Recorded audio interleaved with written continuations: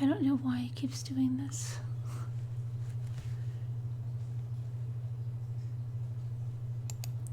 I don't know how it keeps doing this. I keep putting it on private because I'm going to do that next episode, and then it comes to public, and I just put it to private again. I don't know if you guys are still here, but if you are, you can stay or you can go, but I'm just going to try to just do the video just as a regular video so that I can get through it.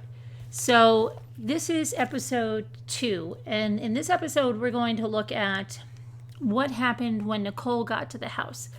The welfare check that she called in, Officer Coonrad getting to the house, what happened over at Nate's house with his security cam, and then, what was going on there. So that's what we're going to look at. There's going to be links in the video description that'll give you the links to Nicole's interview.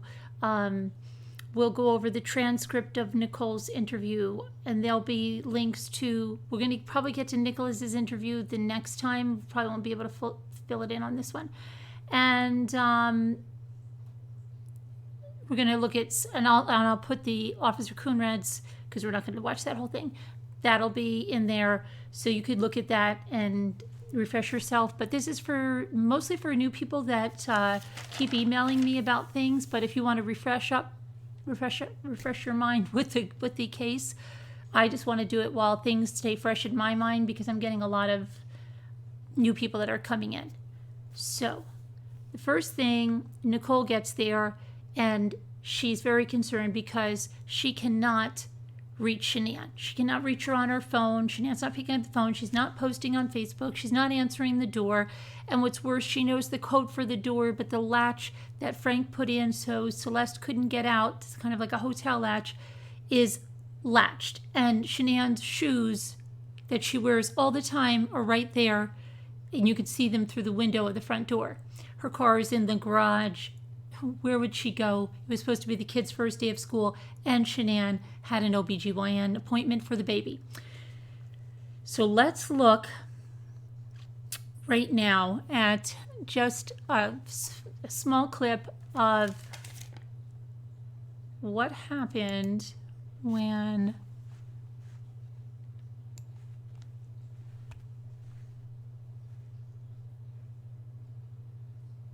okay. Now this should.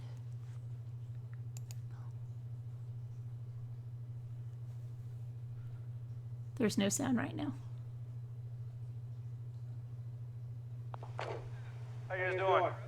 What's that? That's Nicholas, Nicole's son. He's 16. Nicole? Yes. What's going on? So my friend, we were out of town for a business trip this weekend. Right. And I dropped her off at 2 o'clock this morning. She's 15 weeks pregnant. She wasn't feeling well, and she had a doctor's appointment this morning at 9, and I told her to let me know if she needed me to take her. She's got 2 little girls. And she was very distraught over the weekend, wasn't eating normally or drinking, and we kept trying to force it on her because she's pregnant.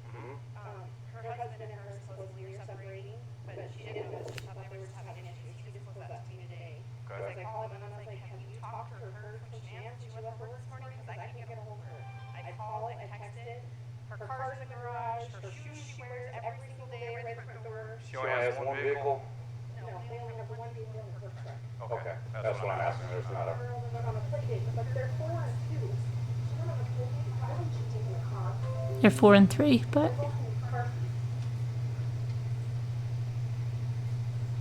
nothing looks out of place. Okay. No answer on the phone. The husband's on his way.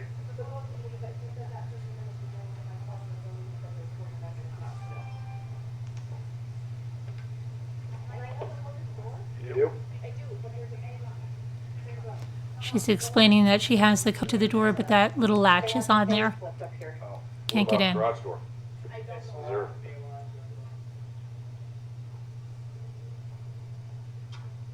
do you mind calling him and seeing if we can get a passcode to this and give me permission to go in?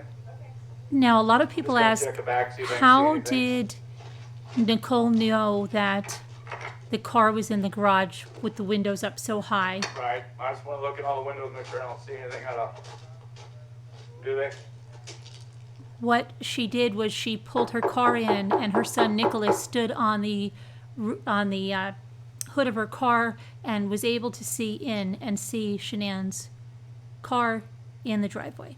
So Officer Coonrad, what he's going to do, he goes around, he checks everything. We're going to skip ahead again, and then you can watch it in its entirety. I have it up on the site, and I will give you a link, but we're just going to look at certain parts right now. So let me just skip ahead here till when Chris pulls up, which is very shortly now.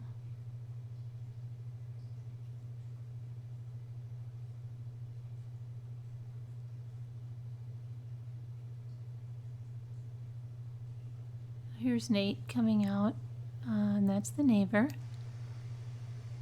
And we're going to go to his house in just a minute and look at the security cam. But Nate is talking to Nick here. And Nicole and her daughter. What's Shannon's number? It's 910.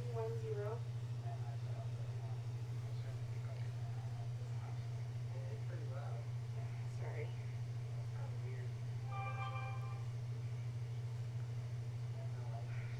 850-3286.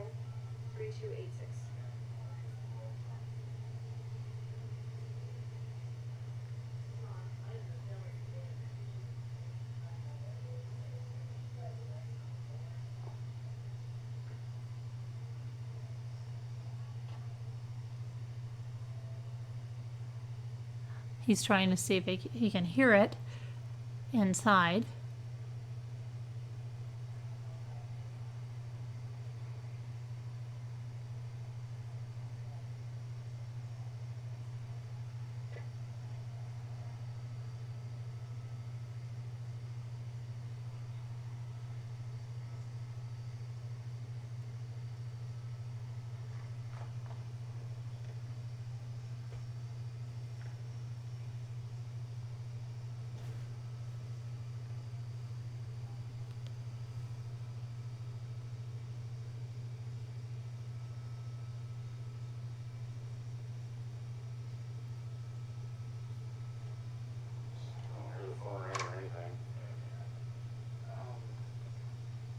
The neighbor has a camera system, and he said, because we have one story, she's with Fred right now, and then there's another story, she's on a play date with her kids with another friend, and then she left in the middle of the night, so he told us three different stories. So the neighbor over there said he has a camera that sees out on the street. So, sorry, we asked him if he could see, if he was able to see if she ever left the house. Okay, so he said that Chris has told them 3 different stories about where Shanann is. So they're very interested in what Nate, the neighbor's camera shows. And let's get to where Chris is pulling up now. Oh, there he is. Okay. So here he comes. You see the truck coming in.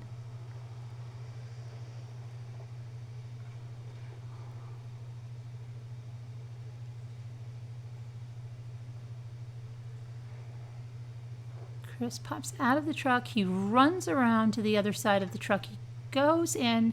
He grabs something. Looks like phone, garage door opener, keys. He's got, now he's got the garage door opener. Shakes the hand. He's got, So this is the only vehicle it you almost looks have? like 2 phones in his hand, but Right. I think it's is it the garage door opener is one of them? He goes, looks in the Lexus, goes into the Lexus, and scoots down on the floor. It just seems like he picks something up there. There's been speculation it could be the wedding ring. It could have been her phone. He goes inside through the basement. Now, you'll see there's lots of different stories. Nobody goes after him through the basement, okay? He comes around to open the front door. There is a good chunk of time before he gets to the front door. It's not immediate. And he was even asked in a subsequent interview, what was he doing? In the daytime? But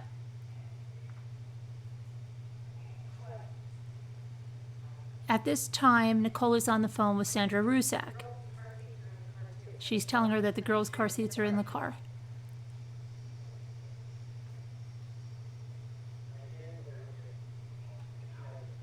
Yeah, if you don't mind. Chris is in the house, she said.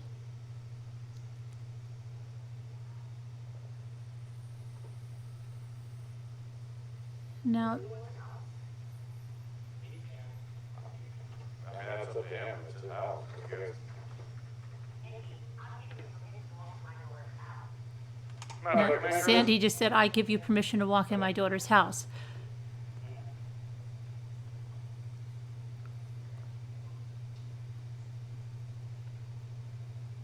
You checked upstairs, she's not there. I just want to make sure she's not passed out somewhere.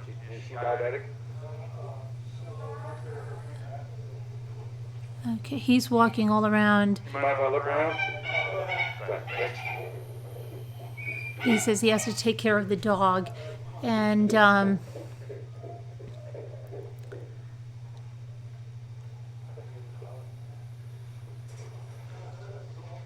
they start to look around. Okay. All right, let's go. They do a pass through down the basement and up the stairs where Oh. Well. Any friends she would be hanging out with? I mean, I know, I guess her parents are out of state. across country, North Carolina. Oh. Yeah, so that's not happening. yeah, that's not happening. But all the girls' blankies are gone. All the girls' blankies are gone, he says. Their blankies they sleep with, they don't leave anywhere with them. They're blankies they sleep with that they don't leave anywhere without them, they're nothing else gone. appears to be missing though, just stuff you'd take for a quick trip. Now, there's another police cam I have where he finds the wedding ring immediately. I think that might be Officer James's.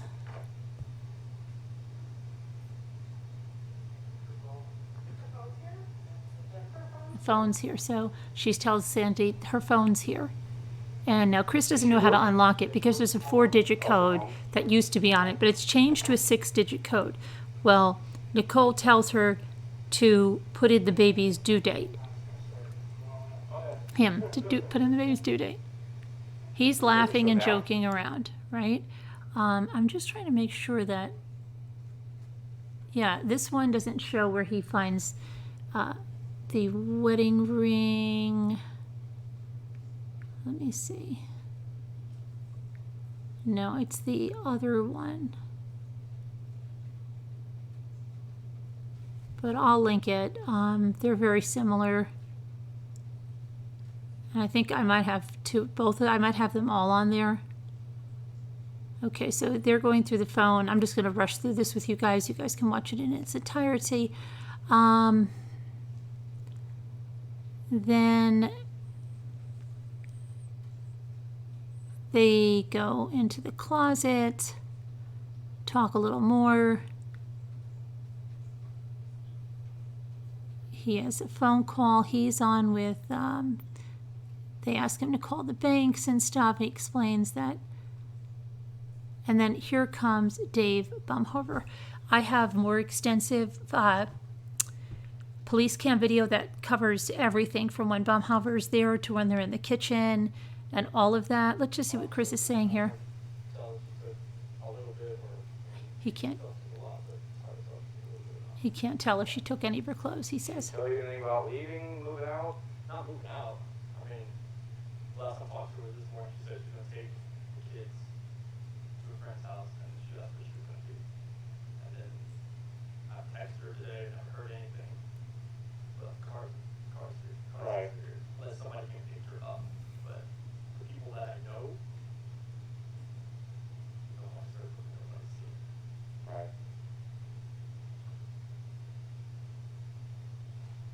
What do you do that banquet? Jason goes there. He's licking his lips, his mouth is dry, sign of a liar. He's rocking back and forth. He's looking intently at whatever the officer is writing down. He's feeling like they're onto him. Drive around like the normal route that she would be. Where does she normally go to? I mean, just like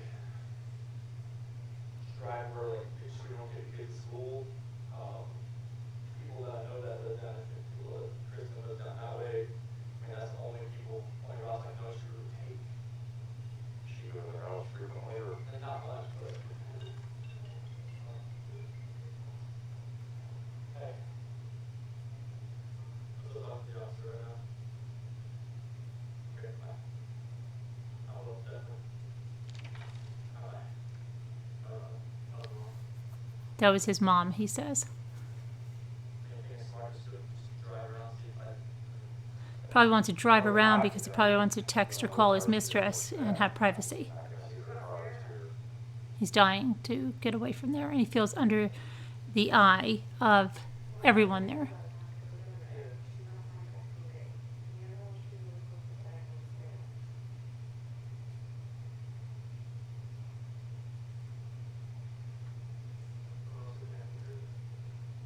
He doesn't know what else he could do.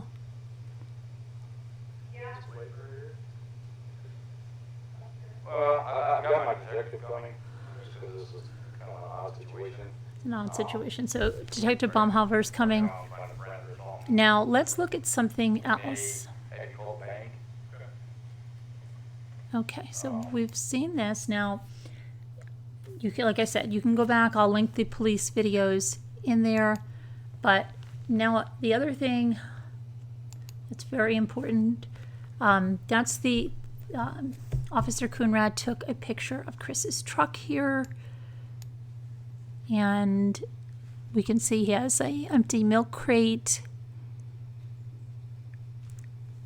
And this is obviously hoses and tubes from that he uses on the site. Now he put a gas can in his car. We have a different view of this, not from Officer Coonrad, but there are other truck photos from the side where you will be able to see some shovels and things. So we'll look into that. But this right now we're looking at Officer Coonrad stuff, and we have one other video that I think is very important to look at. So I believe it's this one.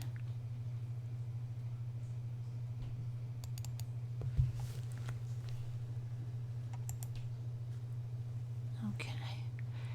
This is when they're going next door to Nate's house, because Nate has the security camera, but Chris was a slick guy, and he told Nate that he thought people were breaking into his truck, and he wanted to know where his camera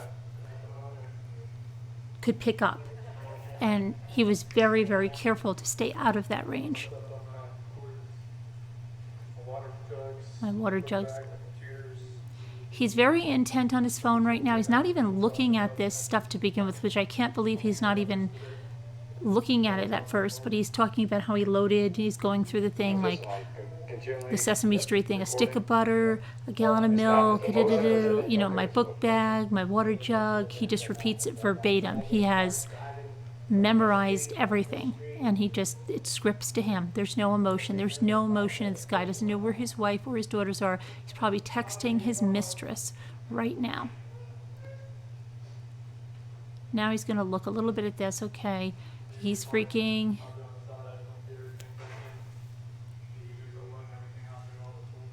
All the tools he had to bring, he's going through that, and he can't look. Oh gosh, he's probably thinking, please don't let me have been seen in there. Let me have done this right. You know, let me have done this right. But he's freaking a little bit. And he sees the truck backing up into his driveway. And now he's getting a little closer. He's checking a message, it looks like, on his phone. And his hands are on his head as if he's going to be arrested. I mean, this was the most bizarre, absolutely bizarre place for his hands. That was just nutty.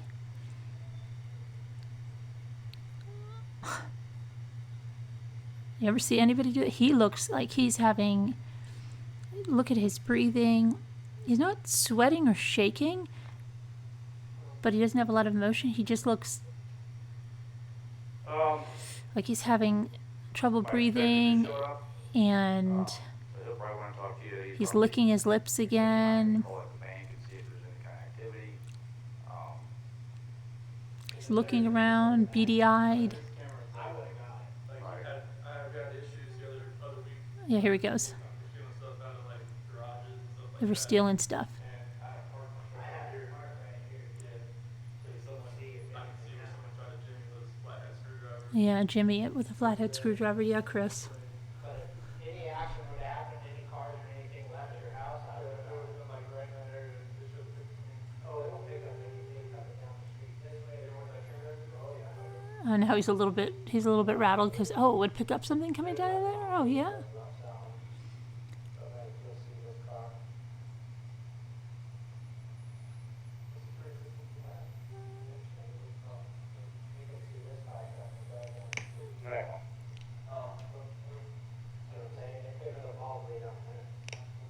He's next door. You want me to go? He can't wait to get out of there. He just can't. There you go.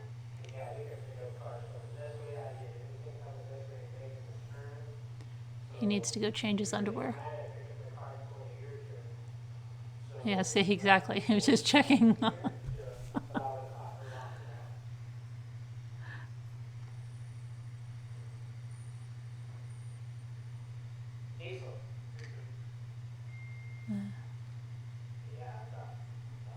Now, this is a weird thing. Look what comes on here. Watch this. This is from America Horror Story, and it's an embryo, a fetus. And when he sees that, he says, oh, but look at this, oil and a skull. And he tells the officer she's pregnant, 14, 15 weeks. That's what he's talking about, the low blood sugar. That was a really weird thing. That was like a sign. And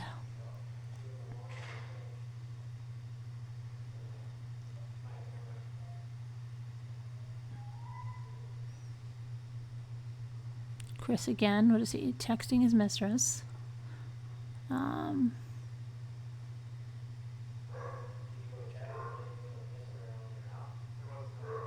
Was anything missing around your house? No, nothing.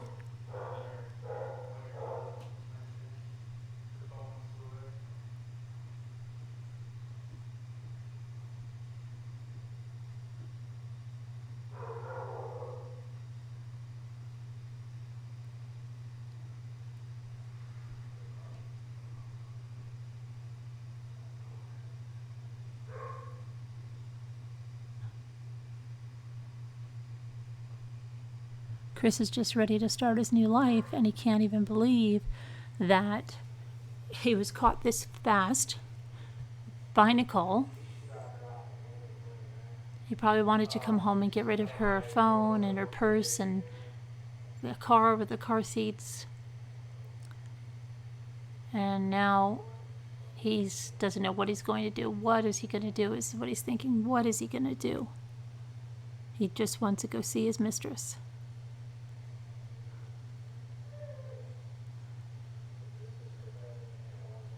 He doesn't care an iota about his children, his wife, nothing.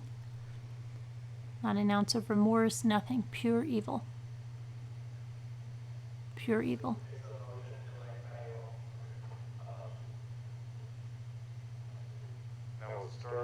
That was Nicole dropping Shanon off, but it did not show her at the door. There is door video that we do get. I did pick her up going into the house though.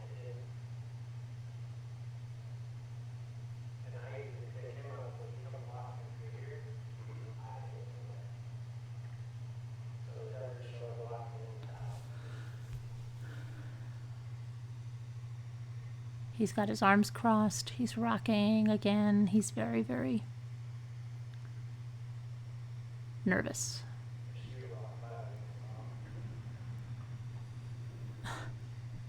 He's not even... He wants to get out of there so badly.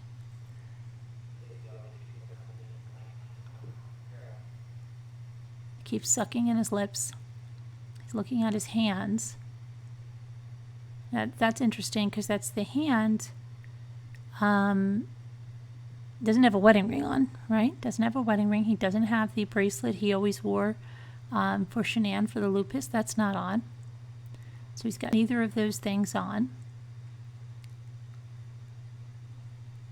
Now we know he said he had the wedding ring off because it became too big on him, but he used to have the lupus bracelet on. He doesn't even have his watch on. Nothing. But he definitely took a look at his hand. Maybe he looked if he got a cut or something. So nothing, no cars came through because I guarantee with the headlights, it picked up the headlights. He's really nervous. Said at 5:27, my garage door was left open. 5:27, his garage door was left open, he says. But that could have been since before. It says it was shut during the day. But I think when Nikki's son, he may have tried to move the door around, maybe when they were trying to get in the door, in the garage door, and everybody broke the laser there.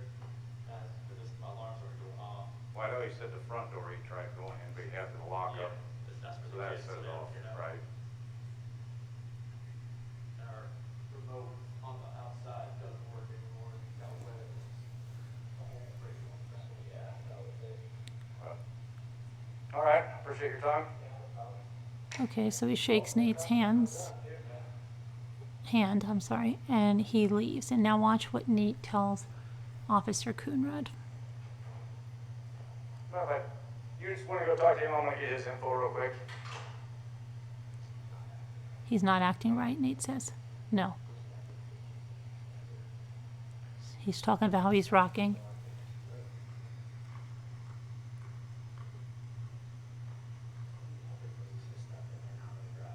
He never brings his truck to the garage.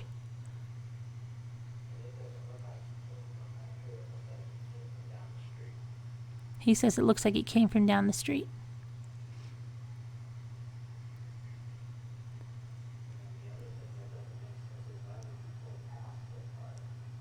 He says it doesn't make sense that he pulled past that part.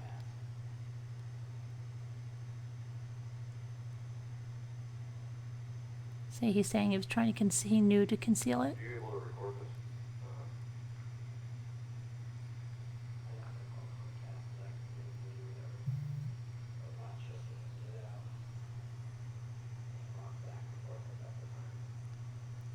Rocked back and forth a couple of times.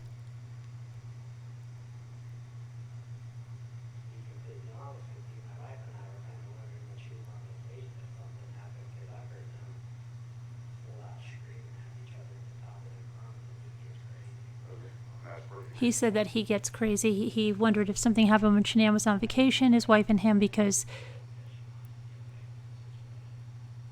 he would get crazy. They would scream at each other. He then went on Dr. Oz and said that he exaggerated that. I don't know what that was about, but this is what he said to begin with. And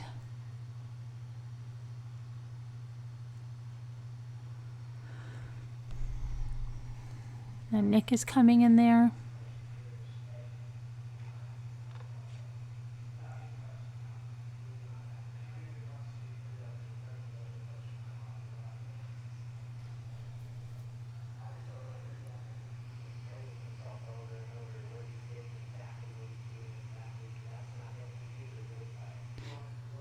See, Nate just said what we've said. He kept going over and over what he put in the truck, what he's doing, what he put in the truck, what he's doing every minute, and that's not usually like him. He's not talkative, first of all, and he doesn't load his truck like that, ever.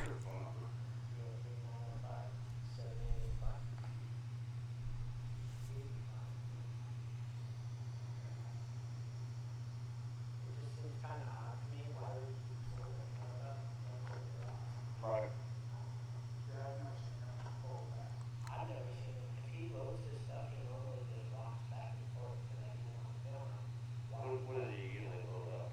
All he usually has is a lunchbox and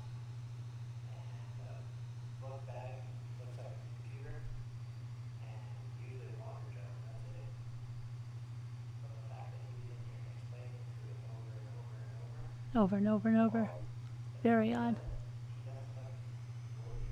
He doesn't look worried. Looks like he's trying to cover his tracks. Nate's right on him. Right.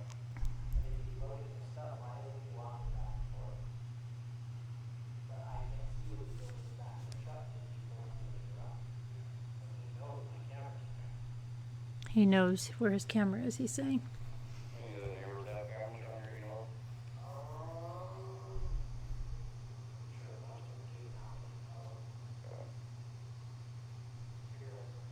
Yeah, I'll look it up. I'll do a search for it now.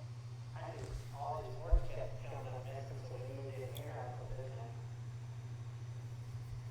And like he said, someone was breaking into it, he said that someone was breaking into his toolbox of his truck. Toolboxes of his truck, jimming him unopened with a flathead screwdriver. I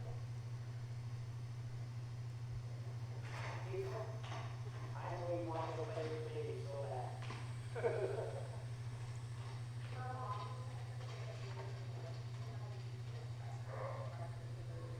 So now she said Sandy's saying that he has a GPS tracker on his truck.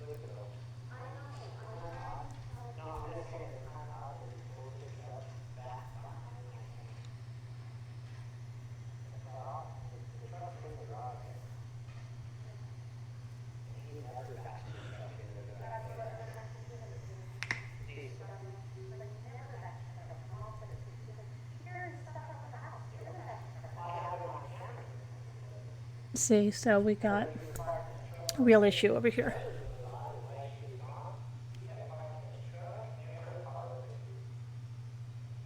While she was gone, Shanon was going to park the truck and down the road.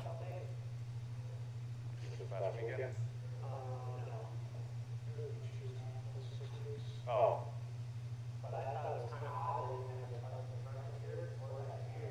He said someone broke into his truck. I have no idea. Hey, so suspicious.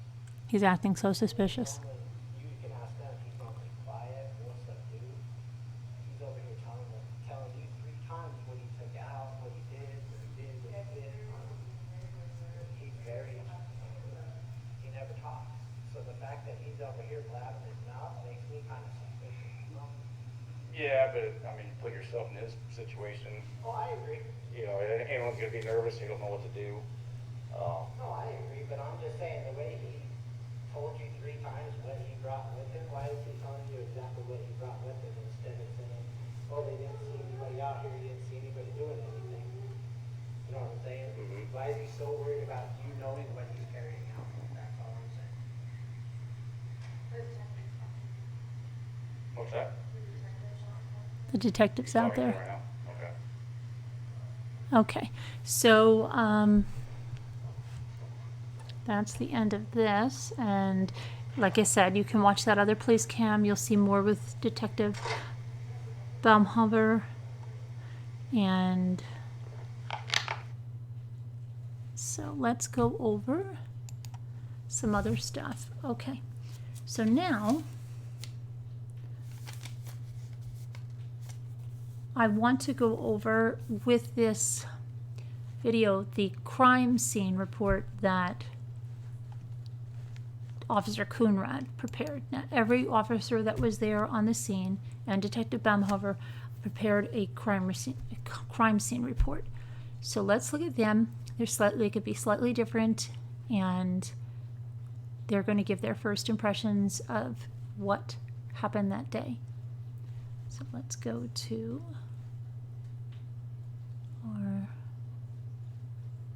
where's my crime scene stuff? Okay.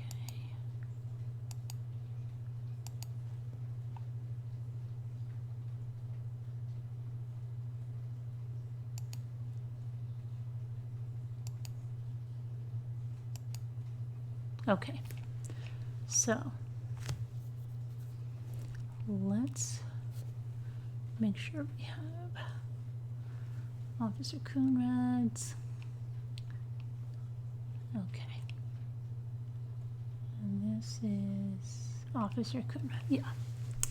Okay, so his narrative says on August 13th, 2018 at approximately, 1:40 p.m.,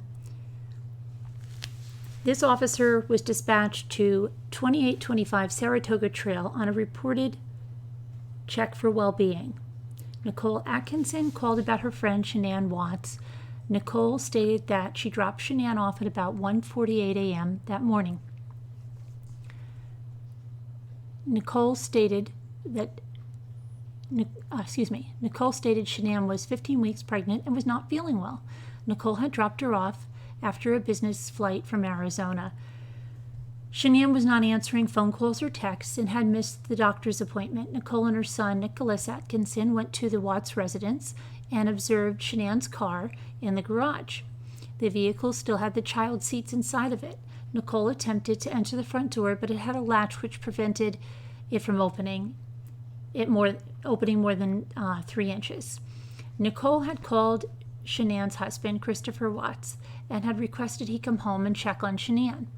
Nicole stated that Shanon was diabetic, but was not known to have seizures or ever black out. Upon arrival, I checked the front door. Nicole entered the password and it opened. The door had a safety latch which prevented it from being open more than a few inches. I announced police department and heard no noises from Shanon or the children, Celeste, Watts, or Bella Marie. I did not see anything through the windows that was out of the ordinary. I checked all windows and the rear sliding door. All were locked, and the sliding door had a lock bar on it. Nicole kept saying Christopher was not coming. She had called him several times, and he kept giving her a different arrival time. I contacted Christopher by phone and asked for the garage door code. Christopher stated it did not work from the outside, and that he was about 5 minutes away at that time. When Christopher arrived, we went inside through the garage. Now see, this is not true. He went inside. That could just be a typo. We should have been he, okay? He went inside. See, that's 100%. It should be he. He went inside through the garage to check for Shanon and the 2 children. Christopher gave consent to check the entire home. No one was found in the residence. Christopher did come up to me holding Shanon's wedding ring and stated that he found it on the nightstand.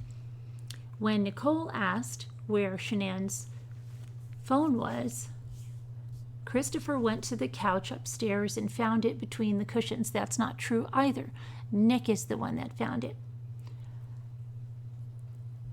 He did not know what the password was to Shanon's phone. Nicole knew it, possibly the date of the due date. He put date of birth of their unborn son and turned it on. Christopher gave consent to look at her phone. No calls were made that morning. I contacted Detective Baumhofer and requested he come to the residence. Christopher said Shanon arrived home from a trip at about 2 a.m. He was asleep at the time. He woke up at around 5 a.m. to get ready for work, and they began talking about them separating. Christopher stated it was a civil conversation and they were not arguing. They were emotional, though. Christopher stated that they had been talking about separating for a few weeks, and Christopher stated that at about 5:27 a.m., he backed his truck up into the garage to load up tools and left. Christopher stated that he had tools stolen in the past, and now he unloads his truck on Fridays. Christopher stated Shanon was in bed at that time, and Christopher stated that Shanon told him she was going to a friend's house today with the 2 children. Christopher stated he did not ask Shanon which friend's house she was going to, and Christopher stated that he went to the job site, the oil well, Anadarko, Survey 319 is where he went, past Hudson, Colorado, to check on it. Christopher said he was there for a few hours. Christopher said that he was an operator for Anadarko. Shanon's mother called during this time and was adamant that Christopher had done something and that I needed to check the GPS on his truck. Christopher's work truck has GPS on it. Detective Baumhofer and I checked the residence thoroughly. Shanon's purse, wallet, phone, credit cards, etc. were at the residence. We observed nothing suspicious inside the residence. vehicles, or garage that gave the appearance of an altercation. The master bedroom had the comforter sheets and pillows removed. The fitted sheet was next to the comforter on the floor, and the pillows were on the other side of the bed on the floor. I did not observe the top sheet anywhere. Nicole stated Shanon works from home and is extremely unusual for her to leave without her phone. She does direct sales and does not go anywhere without it. I checked with neighbors to see if anyone observed someone coming or going, and Nathaniel Trinistich, the neighbor to the east, showed me his home video surveillance, and at 1:48 a.m., Nicole's vehicle is observed leaving. The vehicle does not show it arriving. At 5:27, Christopher's truck is observed backing into the driveway. Nathaniel, Nate, and Nicole both stated they have never seen him back into the driveway before. It leaves a short time later. The rear of the truck was obscured from the camera by the garage. The video shows no other vehicles coming or going. The garage door of the residence was checked. It did not open from the outside, but did open and close from within. Christopher gave us consent to check Shanann's phone.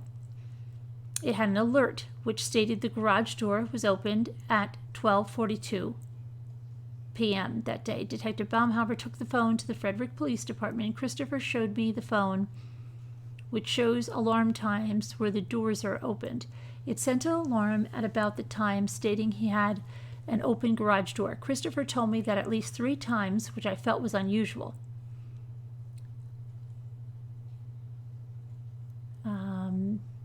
Shanann's phone showed an alert at 12:42 hours for the garage door, which is the only way someone could leave the residence. Christopher's demeanor was nonchalant. He asked one time if he should go look for his family. I advised him her car was at the residence and I needed him there for now. He did not ask again about looking, and he did not seem overly concerned. Nicole and Nathaniel said they both felt Christopher was extremely nervous. Nate said he had heard Christopher numerous times in the past yelling loudly at Shanon. I canvassed the neighborhood. No one I contacted observed any vehicles coming or going or anything unusual. I left business cards on a few residences that had video surveillance and requested copies if anything was observed. I had Weld County Dispatch send a check well-being bolo for Shanon and the children. The contact was recorded on taser camera. Okay, so that's Officer Coonrad's version of what happened, which you saw there, okay. And then Officer James, let's just see, because he's our other officer, and Officer James is the one that also takes Chris off to jail. Okay. So let's see. Officer James, on 8/13/2008 at approximately 4:19, I arrived on the scene at the 2800 block of Saratoga Trail at the request of Officer Coonrod. Upon arrival, he briefed me of information that Shanon Watts and her 2 daughters, Bella and Celeste, Cece, were missing from the residence. Officer Coonrod pointed out that the residence to me at 2825 Saratoga Trail, which is a yellow 2-story with brown trim. Hello? When I arrived on scene, the left garage door was open, and I observed a white Lexus SUV inside. I later observed a male, later identified as Christopher Watts, exit the residence. There was a brown extended cab Ford pickup parked in the street in front of the house. I spoke to Detective Baumhauer over the phone, and he advised Sergeant Bakes was on his way, and to check the house further for the 3 missing parties or for any note that they may have left behind. I spoke to Chris, and he advised he was fine with us going through the house. Chris said he was going to go for a walk around the neighborhood to clear his mind. Chris advised He works for Anadarko as an operator. He advised he works Monday through Fridays.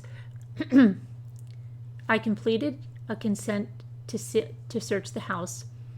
Christopher advised he is the homeowner. I advised Chris I wanted to search inside the house.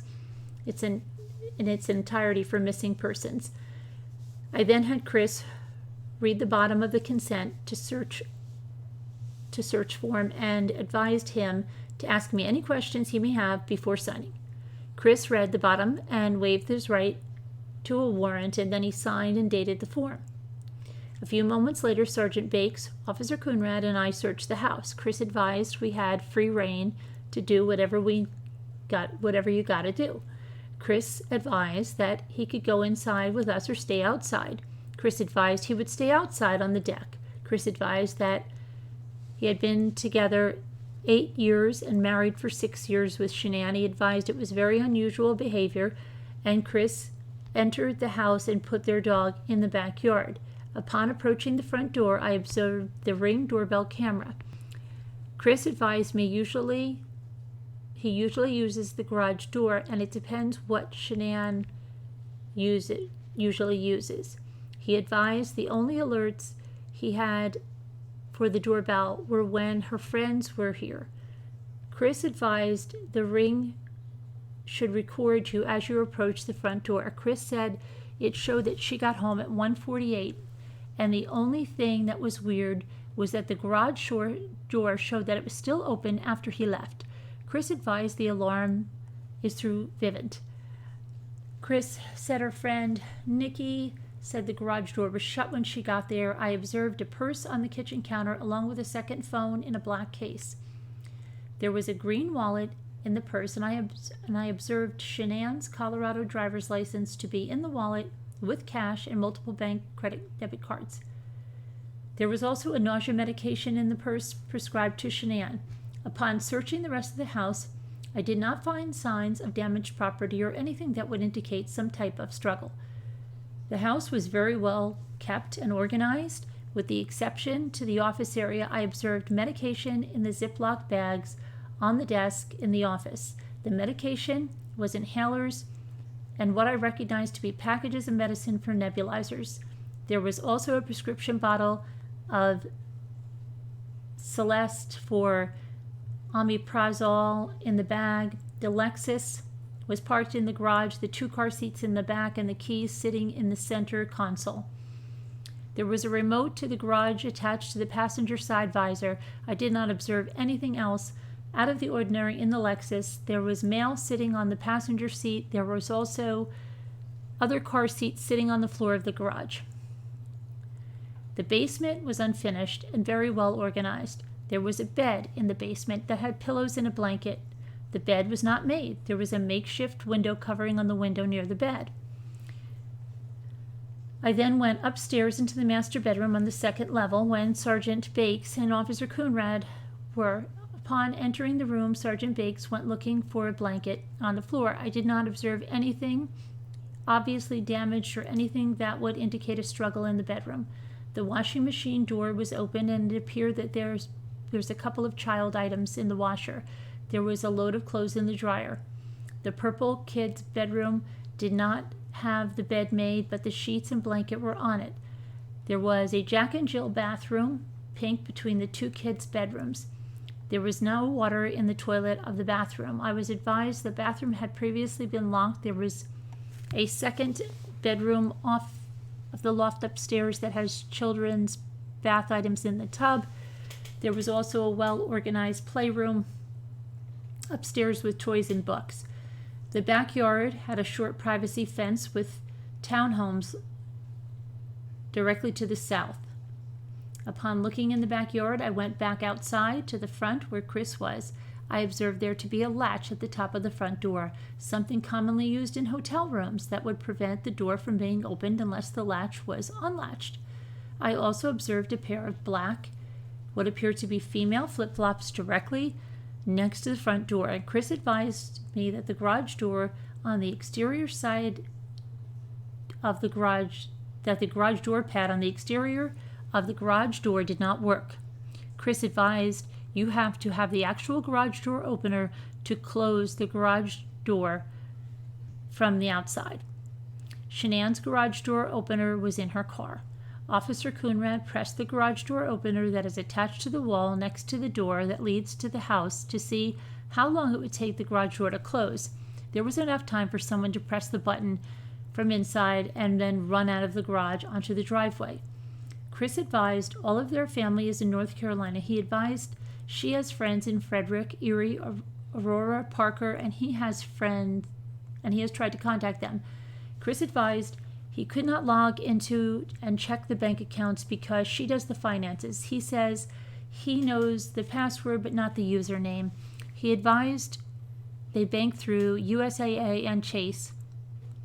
Chris agreed to call to see if there was any activity. Chris advised the small black suitcase in the staircase was from the trip Shanon just got back from on that morning of 8/13. She had went to Arizona for work. Chris advised that the suitcase observed in their bedroom was from when they were in North Carolina. He said they just got back from North Carolina and then she went to Arizona 2 days later. Chris advised if there was a stockpile of cash in the house, he would not have known about it. He said she normally only carries approximately $100 in cash with her.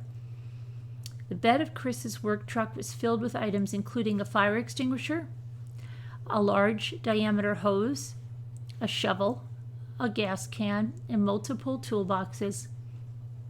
Chris advised this was the pickup he always drives. Chris said he needed to go inside for his credit card information for the bank.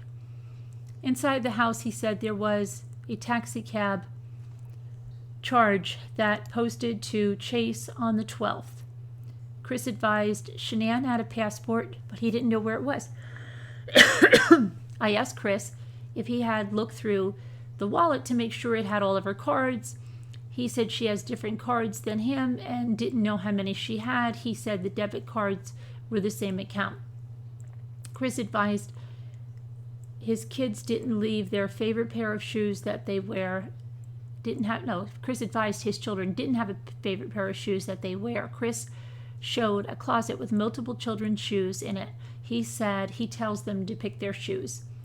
Chris advised Cece take Singular for allergies and omeprazole for acid reflux. He said he thinks they ran out of inhalers because the last one he saw had 0 on it and they hadn't refilled it yet. Chris advised he went back to work on the 8th, so they got home from North Carolina on the 7th. And Chris advised that she left for Arizona on Friday and got home last night. He advised that he had the kids all weekend and went to a birthday party yesterday, which was Sunday the 12th. Chris said he has slept in the basement for a few times because of the separation. He said it was probably Tuesday night into Friday. He advised the kids sleep in their own beds. Sergeant Bakes asked about the sheets in the master bedroom. Chris said she usually jumps into bed after being at the airport and will wash the sheets the next day to get the airport off of them. Chris advised that he was in the master bedroom last night. Chris advised Shanon works at home in direct sales. Chris advised she doesn't go for walks in the area, but she will go for runs. Chris advised the morning they had a conversation about selling the house and separating. He advised they were both pretty emotional and crying.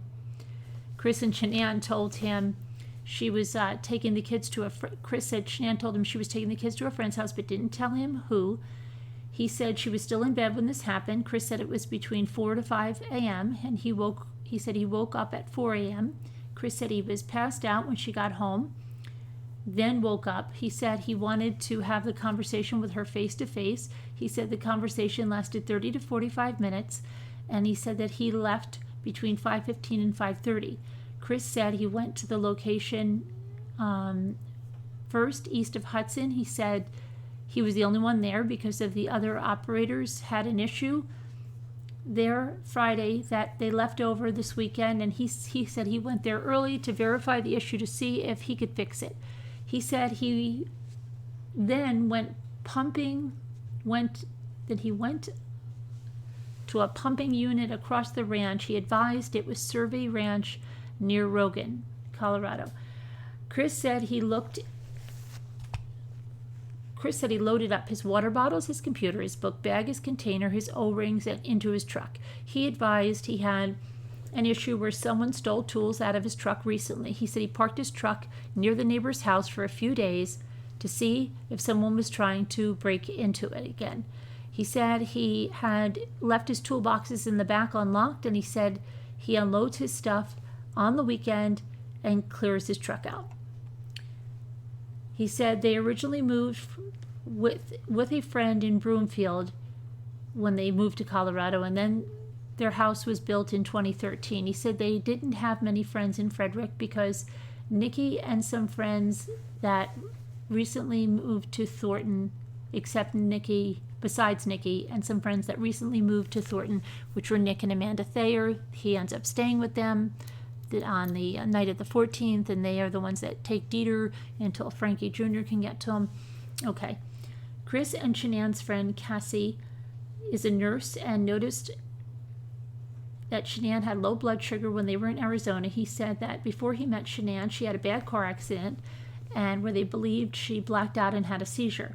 I left Chris with my business card and told him to call us if anyone they know has been in any contact with her. Throughout the interaction, Chris was very cooperative and answered questions appropriately. Nothing was really observed inside the residence that would indicate a struggle. On 8/13 at approximately 2:12, I called Chris to see if he had anything else to say. He advised us that he had not, but provided me with the phone number for a few friends, and they included Addie Maloney, Sam Paisley, Christina Meekum, Jeremy Lindstrom, and Cindy Dorsett. Chris advised me when she was in North Carolina for 5 weeks. Then he went over for a 6th week. He said there was a disconnect and they fell out of love to each other. He said that when they were together the last week, it just wasn't the same. Chris felt like they weren't in love anymore. Chris said that he could never be himself or be who he was before he met her. Hold on one second. I just want to make this. Oops. Okay.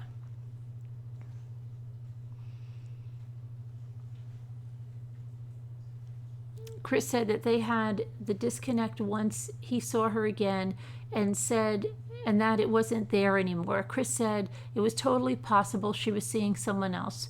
When asked if he was seeing someone else, he slightly lowered his voice and said, "Nah, I have not done that."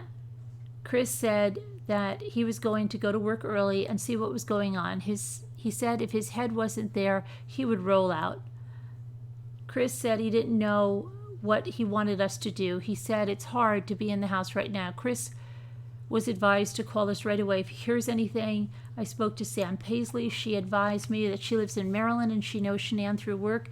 The last time Sam spoke to her was July 18th via text. Sam said that most of the information was coming through Addie and Cindy, who she was texting with Sam. And she was advised that Chris didn't want the baby Shanon was currently pregnant with, and that he wanted a separation. Sam advised Chris went to a baseball game on Saturday with his buddies, and Shanon thought the expense for his meal, salmon and a beer, was expensive because it was around $60. She advised she thought Chris ate at the Rusty Bucket in Westminster about 8 p.m. and arrived 2 hours later. Sam advised Shanon was experiencing nausea with the pregnancy. Sam provided me with the contact information of Cindy. I then spoke with Jeremy. He advised that Shanon has a very scheduled life. He advised that the kids did take medication, that Chris had brought the girls to his house on Sunday for a birthday party, and Jeremy lives in Erie and sees them once every few months. When I called Jeremy, he was just leaving Chris's house with his wife. I then spoke to Cindy. She was in Arizona with Shanon. Cindy lives in Arizona. Her and Addie had dropped Nikki and Shanon off at the airport. Sunday evening at around 7 p.m., Cindy saw Nikki for the work event Friday, Saturday, and Sunday. Cindy advised they work for Lavelle. Cindy advised Shanon told him that Chris was becoming distant and said they weren't compatible anymore.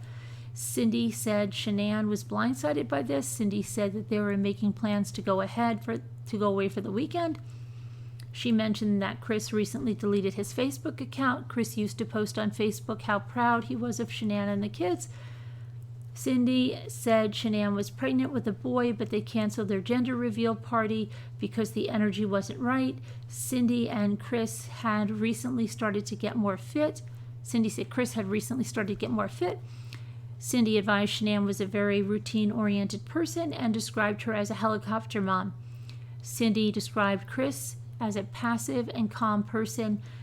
Cindy said Shanon had lupus. She said that Shanon was very distraught about Chris and that he was getting annoyed with her recently. Cindy advised she has known Shanon a couple of years and saw them in April and May in New Orleans for work. I then spoke with Christina. Christina lives in Hawaii and described herself as Shanon's best friend and has known each other for 14 years. She advised that they talk every day. The last time they spoke was Friday, and Christina didn't bother her the other days because she was on her trip. Christina advised Chris has been very cold toward Shanon recently. While in North Carolina, Shanon called Christina and said he wouldn't touch or kiss her anymore. Shanon told her that Chris didn't want the baby she was pregnant for and that she was scared. He was happy with having only the 2 girls. Chris told Shanon they weren't compatible anymore. Shanon was in North Carolina without Chris for 5 weeks. Chris went there for the last week. Christina said on Friday, Shanon told her she was having a baby boy and was super excited. Shanon said Chris was willing to go into therapy and they had planned a trip to go to Aspen. Christina lived with Chris and Shanon last year for 2 months when Shanon had surgery to help take care of the kids. Christina said Shanon was in charge of the household and they were very loving and caring towards each other. Christina said Shanon told her that Chris was tired of not being able to hang a picture on the wall without input and he wanted a say. Christina said that their marriage began to change when Shanon was in North Carolina. Chris began to get aggravated and with the kids around him. She said that Chris used to put Shanon and the kids first. Chris began to not touch or ask Shanon about the baby. Christina said that they were separated for 5 weeks and Chris came back to Shanon a different man. Christina said Shanon had a routine and was a bit OCD. She advised everything was in order, even what she wore as clothing. Christina described Shanon as very protective of the kids. Christina did believe they struggled a bit financially. Shanon wanted the marriage to work out, but she couldn't fight for him without his help. Christina described the girls as being light sleepers because of this, and where the girls slept above the garage of the house, they wouldn't open the garage doors in the morning. Christina said Chris would usually go out the front door. She said if there was an argument when she got home, the girls would have woke up. Christina used an example of when she lived there and they had to leave early one morning, so they had parked their cars outside the garage the night before because Shanon, worried about turning on the car, would wake up the kids. Christina advised Shanon would not leave the house without anything, and Christina advised it would be very hard to imagine that Chris would be hurting the girls because he was very attentive and caring. Christina advised Chris getting aggravated with the kids as well as his marriage all began at the same time. Christina also mentioned that Chris had deleted his Facebook account. Finally, Christina described Shanon as a person who plans everything and says she would have just left like that. It says she would not have just left like that. I then spoke with Addie via phone. She was flying back to Maryland from Arizona. Addie advised that things were not good between Chris and Shanon. Chris didn't want the baby, and they had canceled the gender reveal party 2 weeks ago. Shanon was texting with Addie and telling her this information. When Addie saw Shanon Sunday night, Shanon looked sad. Shanon and Chris went to the Rockies game with a group of guys. Shanon had been in contact with the babysitter who was watching the girls while he was out. Chris told her he went and got food after and ate salmon and drank beer. He told Shanon it was $62 and she thought that was expensive for just him. Addie said while they were in North Carolina, Chris's mom had exposed their daughter to tree nut allergies, nuts and ice cream, and Shanon and the parents had gotten into a falling out. Addie said his parents did not go to Cece's birthday party and like they had for her in North Carolina because of the falling out. Very mature, the Wattses. Addie and Chris and his father. Addie said Chris and his father were close, and Shanon had left like Chris thought. And Shanon had left like Chris thought she had caused problems with his dad. And Shanon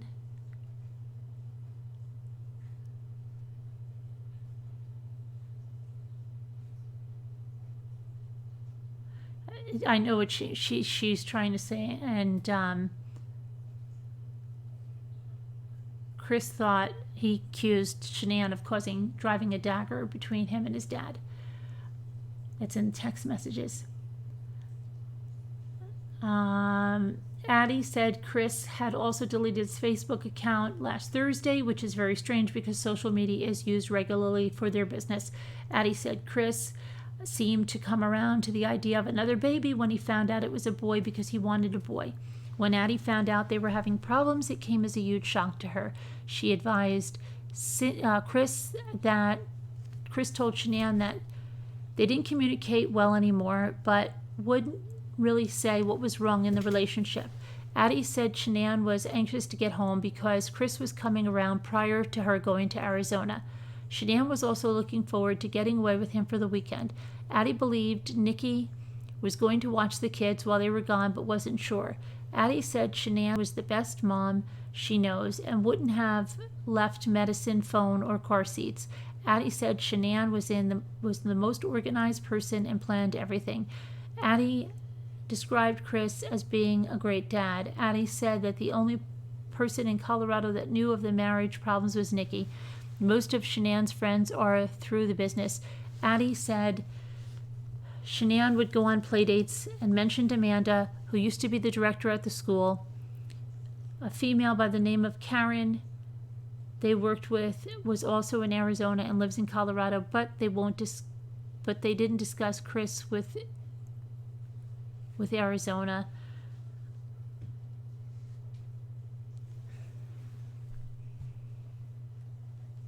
Addie also mentioned Chris told her a neighbor has a security camera that pointed at their house. For a full account of my conversations with all the friends, please refer to the taser camera footage. It should be noted, along with Sergeant Bakes, Officer Goodman, and 2 Decano officers looked into the houses under construction in Shanon's neighborhood but did not locate them. A caller from Sandy, Utah, had observed on Facebook posts regarding Shanon. She observed a guy with 2 young girls that looked similar to the missing children at the Dimple Dell Aquatic Center in Sandy, Utah, approximately 6:05 p.m.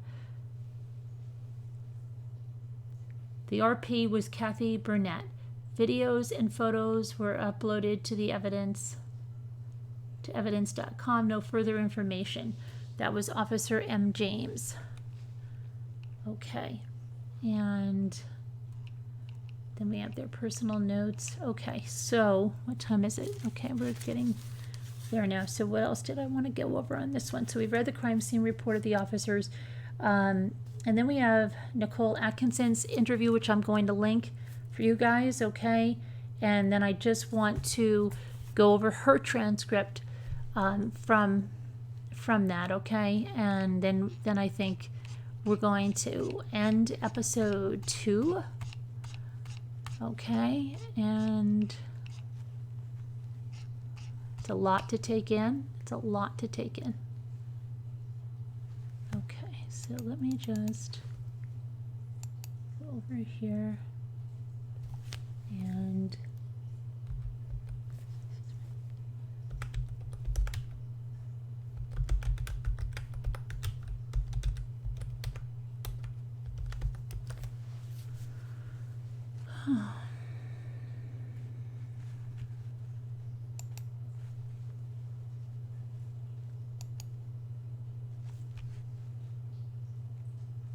I have to clean my glasses. Okay. Okay, so this is her review.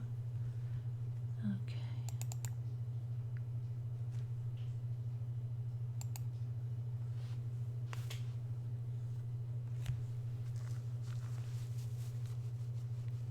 Okay, interview with Nicole Atkinson. So, there is a recording of this. I will link it so you can hear the audio recording. Hello. Hi there. Hello. Are you Nicole? I'm going to step out for a minute. Yeah. Hi. Hi. My name is Greg Zettner with the Colorado Bureau of Investigation. Hang on, I just want to... Okay, I just talked to you on the phone a few minutes ago, so can we go down to the little conference room on the end here and, yeah, talk? I'd appreciate that. How are you liking the weather? Man, it's raining like crazy. Okay, all right. And it is Nichole?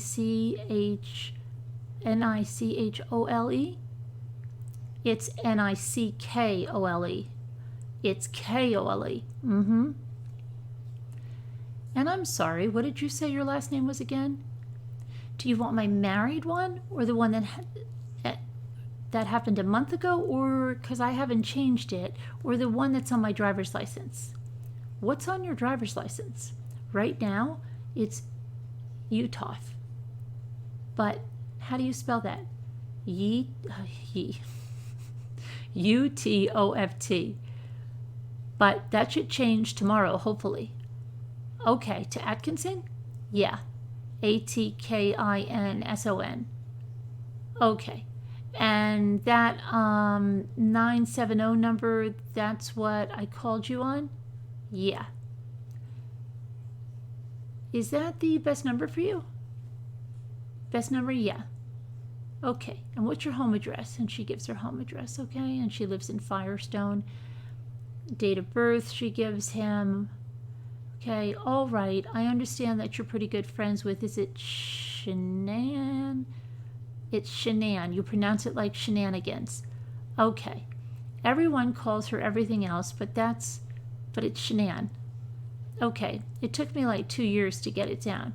Okay, yeah, I've heard Shanon. I've heard this, that, and the other. Yeah, it's Shanon. So Shanon, okay? Yeah.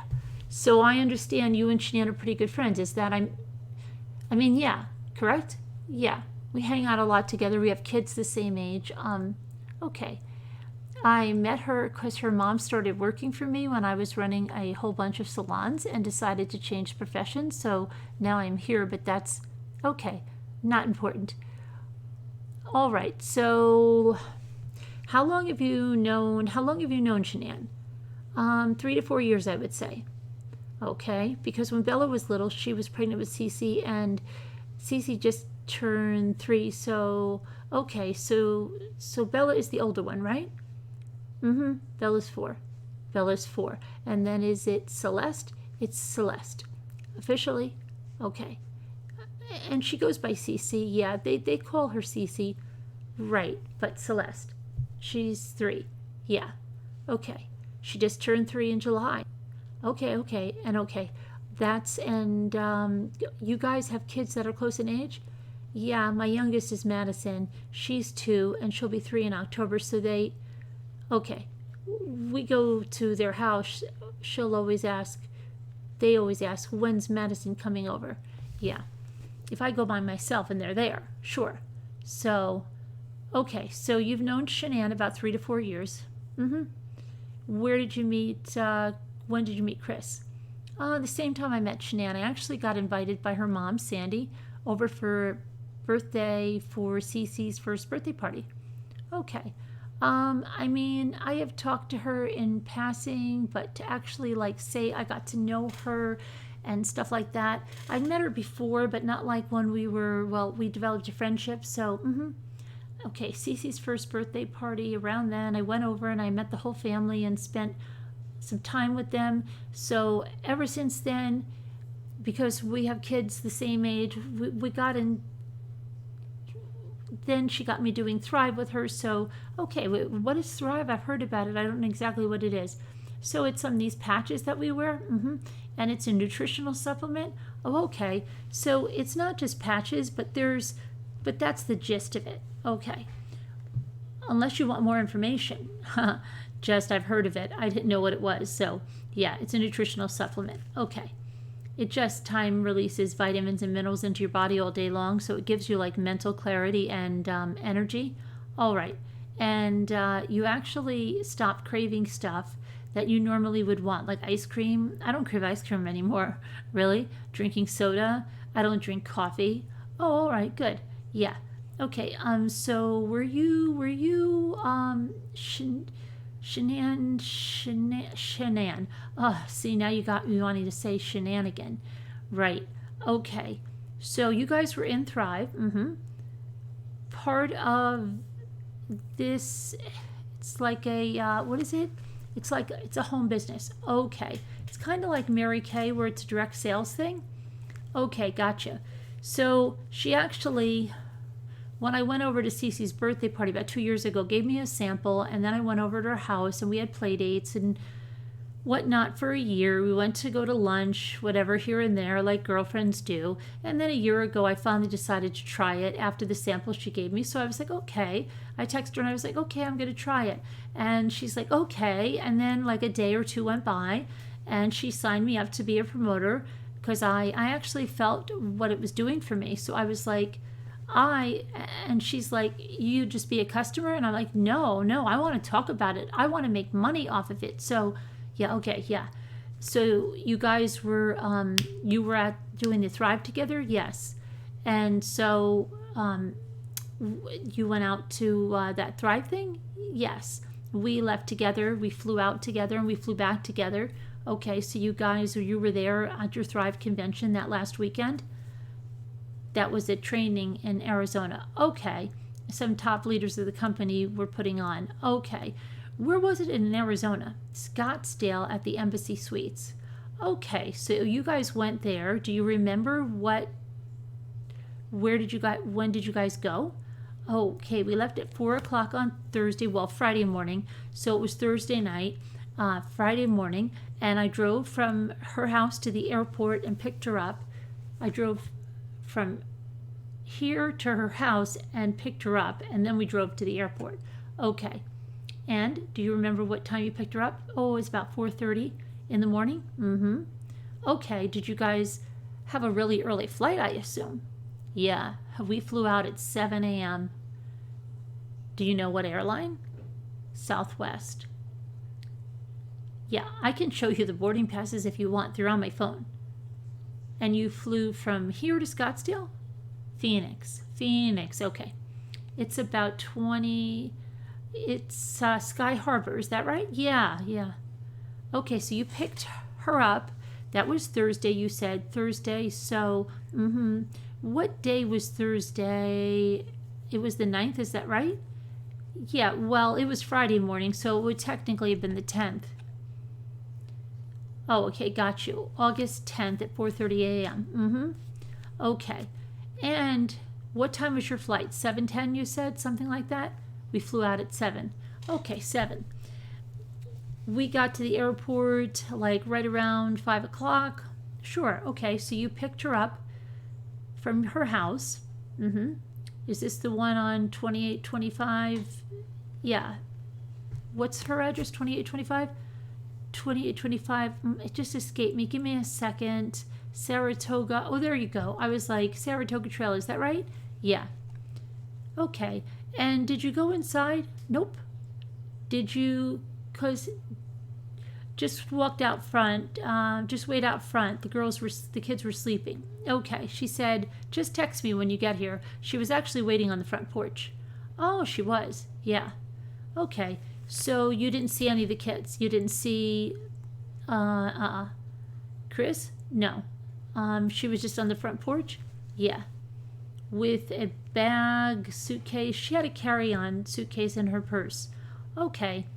You remember what color her carry-on was? It was black. It's in the house, sitting right by the stairs. Is it? Okay, I haven't been there. So carry-on, it was sitting there. Yeah. Okay, like your regular carry-on? Yeah, I think it's like, I don't know, it's black and it has like some patent leather on it. Okay. It was sitting in the, who could all be in the house the last 2 days, it was sitting right by the stairs. Okay. When we went in yesterday. Okay, so you pick her up at 4:30. She's got this carry-on in her purse. What kind of purse did she have? It's a Dolce & Gabbana, like beige color. It's in the beige? Yeah, house too. It's in the house. Okay. I found it in her office when we went through the house. So it was in the office. Yeah, it was in her office. Like right outside the door. I don't know. I walked past it so many times and I did because when we went in, I was concerned about Shanon. Because I don't know. I can let you ask your questions. I can tell the story as you ask them, or I can just tell you. I don't know. Well, kind of muddle through this, okay? Okay. Just keep going ahead, and I'll interrupt you if I have a question. Okay. So now Nicole's going to talk. So I was concerned because normally when we come back from these things, she harasses me, and I don't want to say harass me, but she harasses me like the next day, like, come on, let's call people, let's get things going, let's work business. And she didn't call, and she didn't text that morning. Like usually I have a text from her between 6:30 and 7 from her if she wants to do business or wants to get together or whatever. And I had signed up a new promoter over the weekend, so we had plans to do lunch with her at 1:30, and I woke up at like 7:45 and I didn't hear anything from her. I thought that was odd, but I know we were both tired, so I rolled over and went back to sleep. And then I woke up and I still hadn't heard anything from her, so I texted her. And then I said, I can show you the text. Yeah. I should just skim through them. She's usually on top. I texted her that morning at 8:43 and asking her, how are you? 8:43? Yeah. And then I texted her at 8:55 and I said, just want to see if you were okay. I know you were hurting a lot last night. I hope you're okay. She's 15 weeks pregnant. She was having a lot of migraines over the weekend, and she was real tired. She wasn't eating because of what was going on. Like, we were pushing food on her and water because she was dehydrated and not eating like she normally does. And I presumed it had something to do with what's going on with Chris. So, all right. Okay, hang on. Let me catch up with you a little here because, yeah, you're fine. Okay, so migraines. I'll make a few notes so we can come back. Yeah, sorry. I just got only part of the story, so I may not be able to. Yeah, no, you're fine. I can. Totally. Okay, go back to your questions if you want. I can jump back. Okay, let me go back to the beige purse real quick. Okay. So that was in the house, the beige purse, and she took it with her on the trip? And it was in the office? Yes. Where you found it? Yes. Okay. Is that an unusual place for it to be? I don't pay attention to where Shanon puts her purse or whatever, so no, I don't think so, but she has it on the counter when I'm there because we're getting ready to leave, so, okay. I don't know. So did you move it at all, or did you just leave it where it was? I told them I found it, and then they asked me to go get it.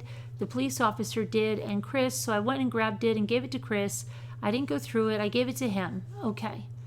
And let him go through it? All right. Okay, let's go. I'll let you tell me your story. Okay. So, and then we go back through, and I'll ask you questions, okay? Okay. How about that? That's okay? Yeah. So let's start with you get to the conference and you came home. We came home. Okay, what time did you come home? Okay, so our flight was delayed. It was supposed to fly out at 8:45, I believe. And I have to look at the boarding pass I've got here, but 11:25, and our flight got delayed. We didn't take off, I want to say, until 10:20 is when we boarded the plane, and we didn't get here until 12:45 in the morning. Till 12:45, okay. And then I dropped her off between, I thought it was 1:45 because I got home a little before 2, but that neighbor's security cameras has me dropping her off at 1:48. Okay. And then I went home and I didn't talk to her again that night. And what time did you get home? I got home a little after 2. A little after 2? Like it was 2:01, 2:03. Okay. It wasn't like, we live really close together. Okay, how far away do you live? From her house to my house, I would say like 5 or 6 miles. Okay. It's on the other side of I-25, so okay. All right, okay. So let's go ahead. I'm sorry. So then that morning I woke up and I texted her. And I asked her if she was okay. And then I said that it was 8:55. I texted her and said, just want to see if you're okay. I mean, I know you were hurting a lot last night. I hope you're okay. But she was in a lot of pain on the plane. She last year in August had neck surgery and had a lot of degenerative disc fixed. So her neck was really bothering her because we'd sat in the airport extra long and she was sitting for extra long, and she was in a lot of pain. I don't know if it was that she has headaches on top of it, and so that's why I texted her that morning, because I said it's not normal for her not to text me in the morning usually. Did she have medication that she generally takes for the yeah, she had pain? I don't know what it was, but she did have migraine medication with her, and then she had anti-nausea medication with her that she was taking over the weekend. Okay. And migraines make her sick? Yeah. Like nauseated? Yeah. Okay. Well, and she's pregnant, so I don't know if she's taking yeah. Anti-nausea for the pregnancy or the migraines. There is that. You're right. So yeah. So I didn't hear anything. I knew she had a doctor's appointment at 9 a.m. That was the other thing. On the way home, she was saying in the car, she said, it's going to really suck to get up in 3 hours. And I was like, that's only 5:30. Why are you getting up in 3 hours? And she's like, because Cece will be up. The baby, she's like, she's still on North Carolina time because they were there the week prior, coming back from North Carolina after 6 weeks. Okay. Who all was in North Carolina? Were they all? Cece, Bella, and Shanon all went out. I could look at the calendar and tell you the dates, but it was the end of June. And then Chris went out that last week and flew back with them. Okay. So they were there, let's see. And then they came back from San Diego on the 25th. So they flew out on the 26th. And then they came back. And then Chris flew out there on the 31st. And then they all flew back on the 7th. Okay. She's had a doctor's appointment. Was that a prenatal? Yeah, it was a prenatal appointment. Okay. And so I asked her, I text her and I say, how was your appointment? I asked her how her appointment was. And I texted her again at 9:21 and I said, let me know how your appointment goes. And then at 11:46, because I thought she might be busy or running errands or whatever. I mean, it wasn't like her. Was it unusual for her not to return your text? Very unusual, okay? Because of her business, and that's how she communicates with everyone. She's constantly on Facebook, and that's the other thing. She didn't post on social media that morning, and if you look back and look through her Facebook, she posts everywhere from 5:30 to 7 in the morning, every single morning, every morning, okay? It's very unlike her. And she didn't on the 12th? Correct. And that's unusual? Yes. Okay. So when I looked on Facebook, because I hadn't been on Facebook either, I was actually I drove to Longmont around 10 to look at a house for another gal that's supposed to be moving with us, moving here from Arizona. Her name is Cassie, and they're supposed to be moving out here, so I went to look at a house for them. And after I did that, I was like, I haven't heard from Shanon, have you? And she said, like, no, I haven't heard from her either. She's not returning my phone calls or texts. Like, we both had called her and texted her, and, so at 11:46, I texted her, I'm really worried about you. I'm coming to your house. And the reason I decided to go to her house is because I had watched their dog Dieter, the week before, and I didn't bother Chris because I knew he figured he was at work, but I figured like, well, maybe after he left for work, she passed out or something. She's pregnant. She wasn't feeling well, something. So I was like, I'll just go to the house and see if she's there. And if her car is there, but she doesn't answer the door, then I'll use my code to get in. So I had my son with me, my 16-year-old son and my 2-year-old. And I go to their house and I knocked on the door and I rang the doorbell, and her shoes that she had on the night before were right inside the door. And those shoes she wears everywhere.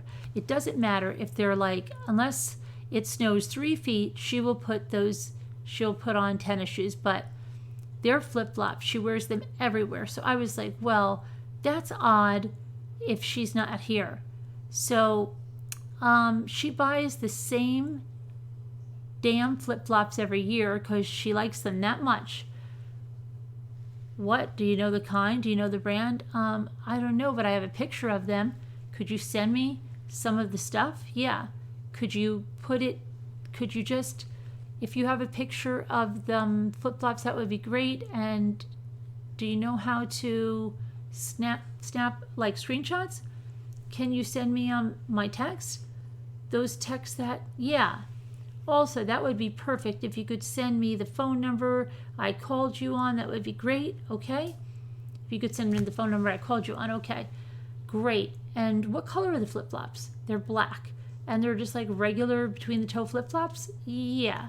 Okay. And those were inside the door and you could see them? Yeah, I could see them because they were, the way their door is, it's a door and then there's 2 glass panels on each side. Okay.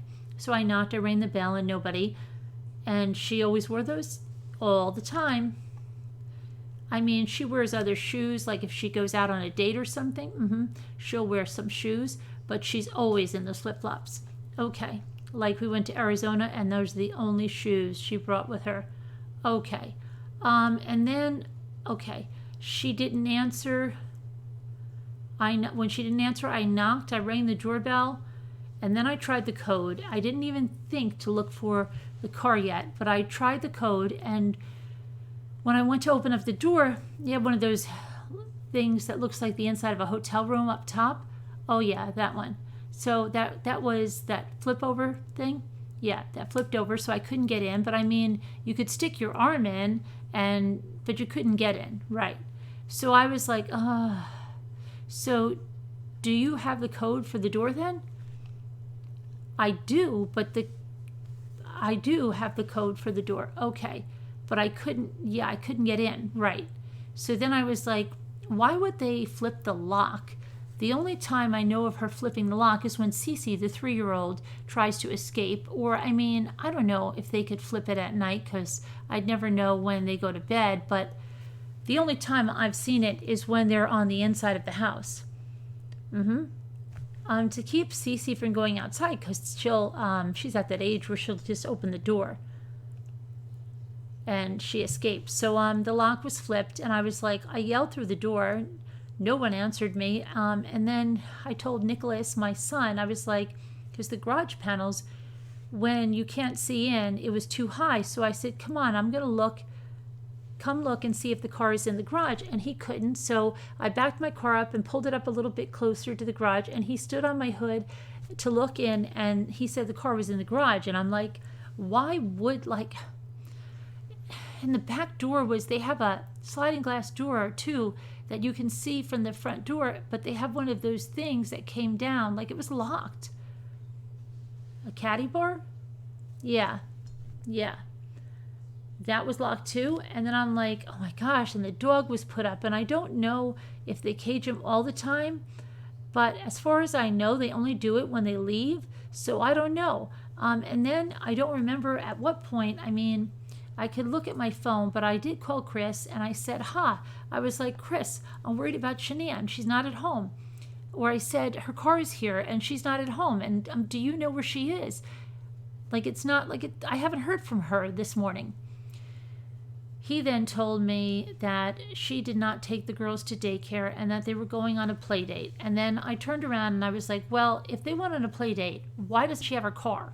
And then he proceeded to tell me, he's like, I don't know what Shanon told you or hasn't told you, or if you know any of this, but, and he's like, and I'm not trying to bring you into our personal stuff between me and Shanon, but we're separating and we're going to sell the house. And at which point I said, Chris, your personal stuff is none of my business. That's not my concern right now. Either your wife and you will work it out or you won't. But where is your wife? Because she doesn't, like, she goes everywhere in that car.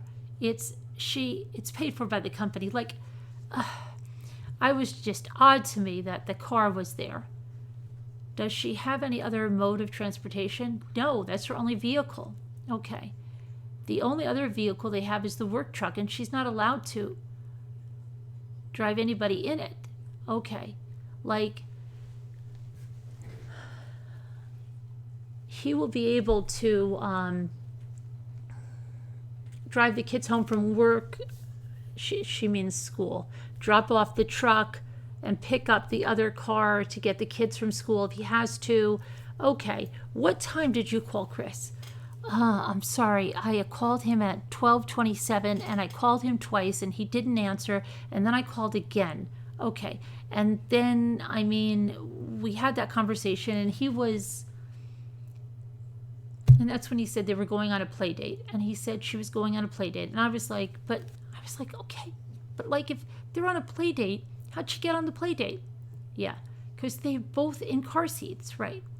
And he's like, well, a friend must have picked them up or something. He's like, I don't know. He's like, I'm busy. I'm at work. And he's like, because I was messing with the door, I set off the alarm system. So they called because I was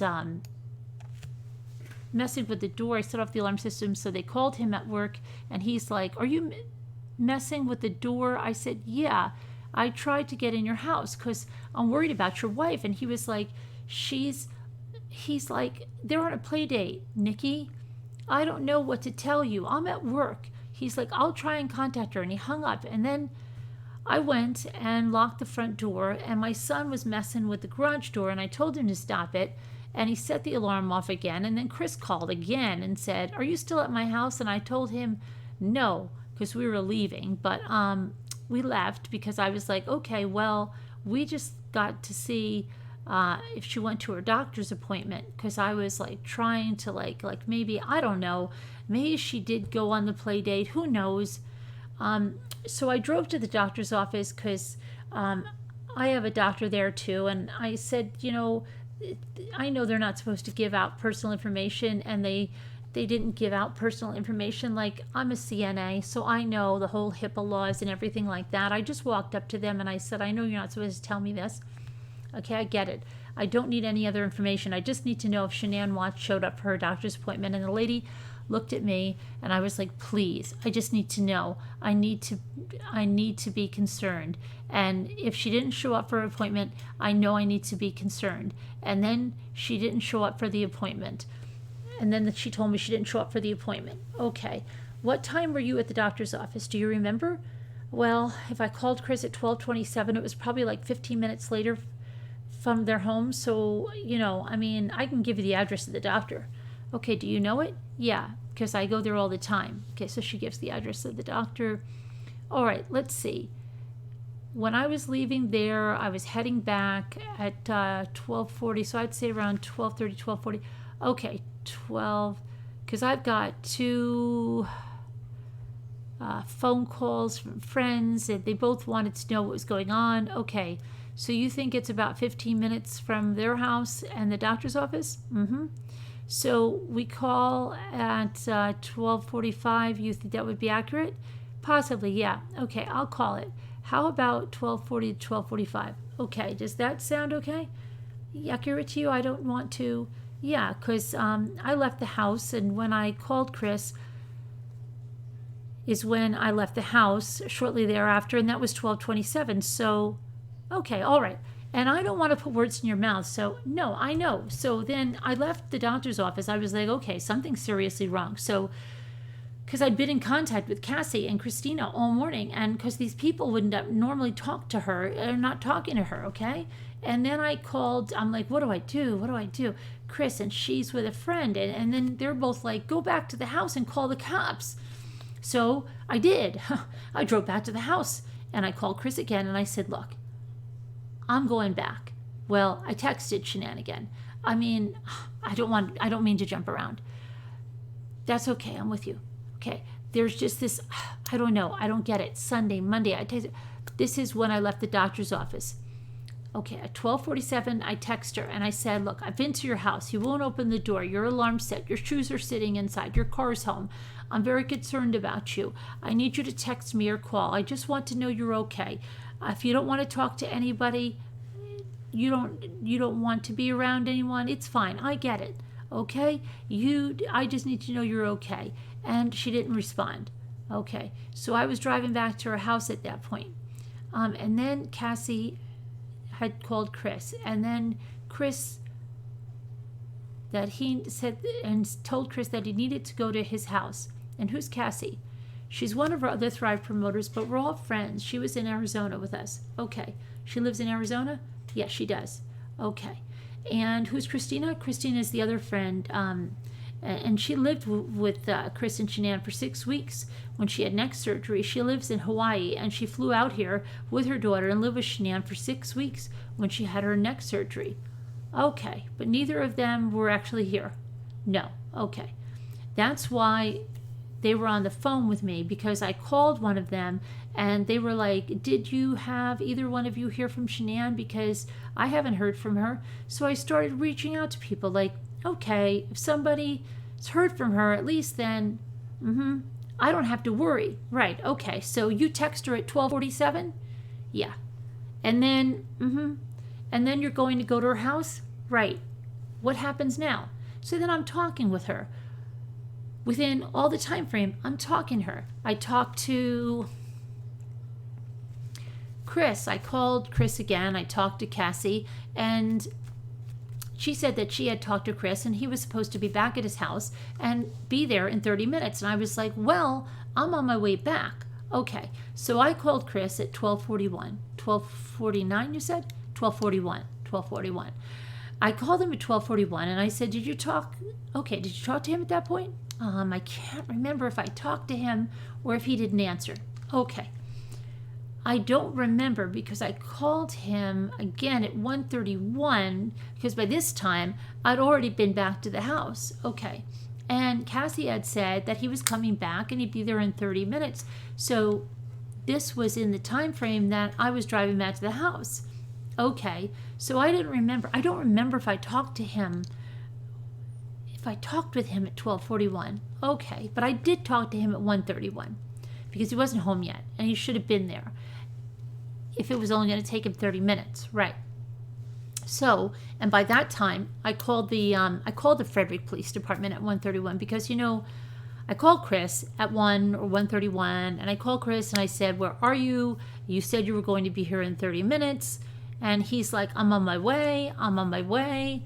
I'm on 70. I'm 45 minutes out." I said, "Well, I'm calling the police." Check for a wellness check, and I honestly couldn't tell you at the point what he said or didn't say. Okay, the phone call was, I don't even know. Will it tell you details? I have an incoming call at 12:41 and it lasted for 42 seconds. I think that was him calling me to ask if I was still at the house messing with the door. At 12:41? Yeah, okay. And then at 1:31, I called him, and that's when I told him, like, you're not here, and that you're still weren't at the house at 1:52. I called again and was like, where are you? But I had already called the police then, and they were on their way. Okay, what time did you call the police? 1:33.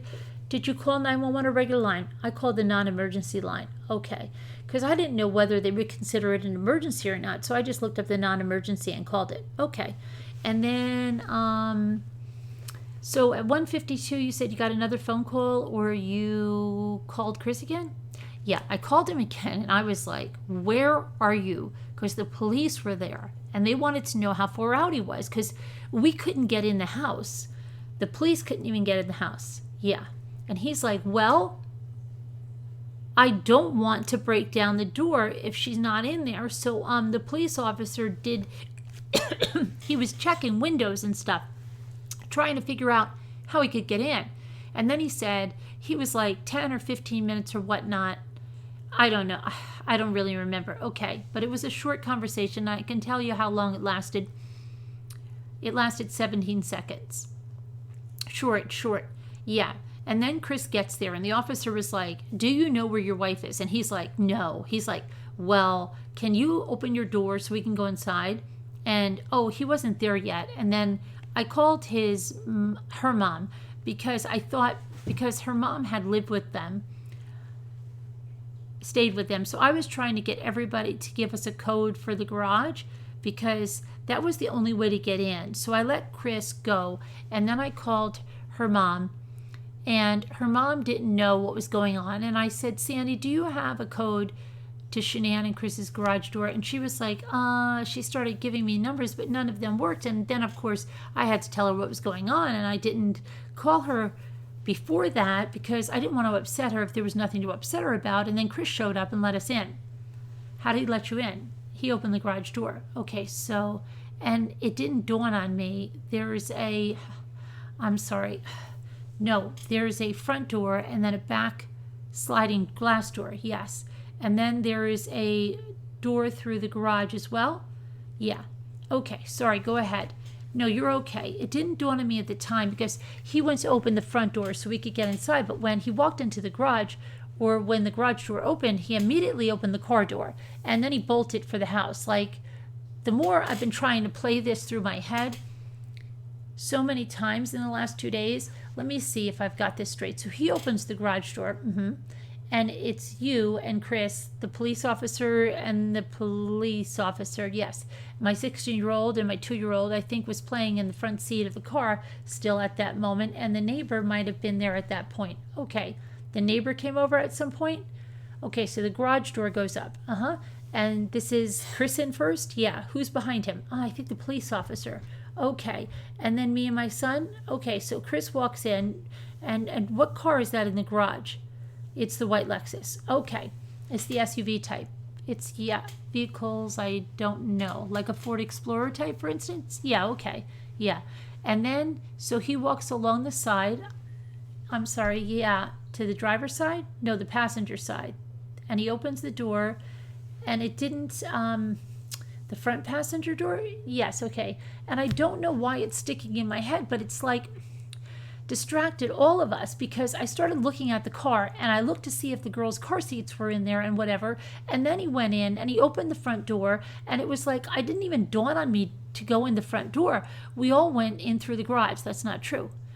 But we went around and opened the front, but he went around and opened the front door. See, I think they typed this up wrong, okay? She said we all went in through the garage, but it's not. It's he went in through the garage, okay? And he went around and opened the front door. He did whatever he did, and I'm not trying to incriminate the man. I don't know where my friend is. That's unusual, and it doesn't explain things. Okay, so let's see. So in the garage, he opens the front passenger door, and you think that it was an effort to delay? I don't know. I'm just like, could just be like me, could be my mind. Do you know what I mean? I'm just like trying to replay the events of what happened. It's just odd to me. Like if we were going like for in the house, why did you have to open the car door? Yeah, it is odd. This is unusual. Okay, so I assume that the delay wasn't very long. No, it was probably like 30, 45 seconds. I don't know, but it wasn't that long. But we went into the house. I know, I was like, because I looked everywhere and the car seats were in there. I'm like, if she's with friends, why are the car seats here? Like, she has many friends. Like, how many friends do you know carry around 2 extra car seats? Yeah, none.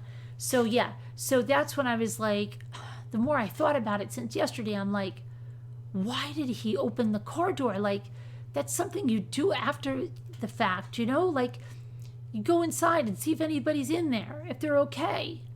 So then you go inside. Yeah, okay, we're all inside.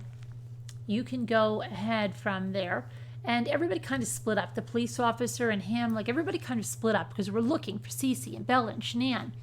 Like everyone kind of split up because at this point, I don't know. I don't know what you guys are considering this or not considering this at this point. We all split up and we're just looking to see if we can find them. Downstairs, upstairs, every room, everywhere. We're just looking, and they're nowhere in the house. They're nowhere, nowhere. Can you describe the house, inside the house for me? I mean, is it neat? Is it? It's clean. It's neat and clean. Is it always that way? For the most part. I mean, those girls have a couple of toys out here or there, but no, it's really clean. Shanon, I'm sure you're going to go in the house at some point. She's very OCD. Everything's labeled. Everything has its own spot. Okay. It doesn't move from that spot. If it does, it'll get put right back in that spot. Okay. Did you notice anything unusual? Does it smell weird? No, it just... Is anything out of place that you noticed? I mean, I could say it felt weird, but... Felt weird? It felt weird. Well, what? Talk about feeling weird. I don't know, but at that point, it felt like it had an eerie feeling to it. My mind wasn't in a good place. Okay, because it didn't, she never leaves that car. She never goes anywhere with her.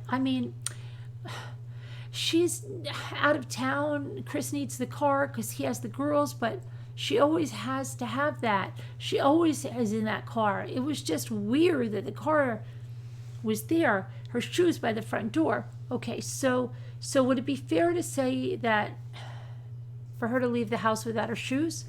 So would it be fair to say that for her to leave the house, it was without her shoes? Mm-hmm. And that car, it's out of character. It's very unusual for her. Yes, okay. And it gets worse as we went on. So we all split up and we're looking for something. And then I'm not sure how we all ended up upstairs, but we did. And at one point, Shanon makes her daughter's beds every day. I've been upstairs. I've seen their room. Their beds were not made. Their beds weren't made. The bed that the little girls were not made. Shanon and Chris's beds were not made. And all of the bedding, I don't know if all of the bedding, but the bedding was all over in the corners of the room and I didn't touch it. I didn't go through it. I don't know, if the sheets were missing or something like that, but all the bedding was stripped off the bed, which I thought was weird. And then the police officer had asked if she had her phone on her, and we didn't know at that point. And then 5 minutes later, my son rummaging through the pillows on the sofa, and he found her phone shoved down the cushions of the couch. Okay, all right, let me go back up to the bed real quick. Okay, so just so I'm clear, the girls' beds were not made, and that's unusual. Yes. Okay. And then the bedding for their bed, which I would say it was the master bedroom, you can see it from the stairs. After she said you can see it from the stairs. And it was all stripped off then, and it was piled in the corner, there was a pile over in facing the room this way, and the bed's right there, and then there's a pile in these corners. Okay, so in two corners. So was it just a bare mattress? Yeah, the bare mattress. There was a mattress cover on it, but okay, like a mat. I don't know if it was a mattress pad or a mattress cover, but there weren't any sheets or blankets on it. Okay. They were all on the floor, which I thought was really odd because Shanon usually doesn't start a project unless she's going to finish a project. Mm-hmm. Because of her OCD, it makes her nuts, if that makes sense. Okay, but Chris does all the laundry too. So if Chris left for work, why was the bed stripped? Right. And he says he takes care of the laundry and does all the laundry. So that was the other thing. And I don't know, they're silly little things, but why would he strip the bed before he went to work if Shanon was still sleeping in it? Okay. And you said the pillows were on the ground too? Yes. Did you happen to notice if the covers were on the pillows? I didn't. Okay. What color sheets were on the bed? Or were they laying on the pillow? I think they were white. And the blankets or anything that you noticed? Yeah, there were blankets. I couldn't tell if there was they have a down comforter or a duvet. that was on the floor. I don't know if it was an actual cover on it or not, but it was. I didn't touch anything. I touched as least as possible. Okay, because well, at that point, bad thoughts were going on in my head. Okay, so after you leave the master bedroom, anything else that you noticed? We weren't in the master bedroom. I just saw I peeked in the door and saw it. Oh, okay. I didn't actually go in yet. So then I turned around and the police officer had asked if she had her phone. And then Chris comes out of the master bedroom and says she left her wedding ring on the nightstand. I didn't see it on the nightstand, but he brought it out and had it in his hand.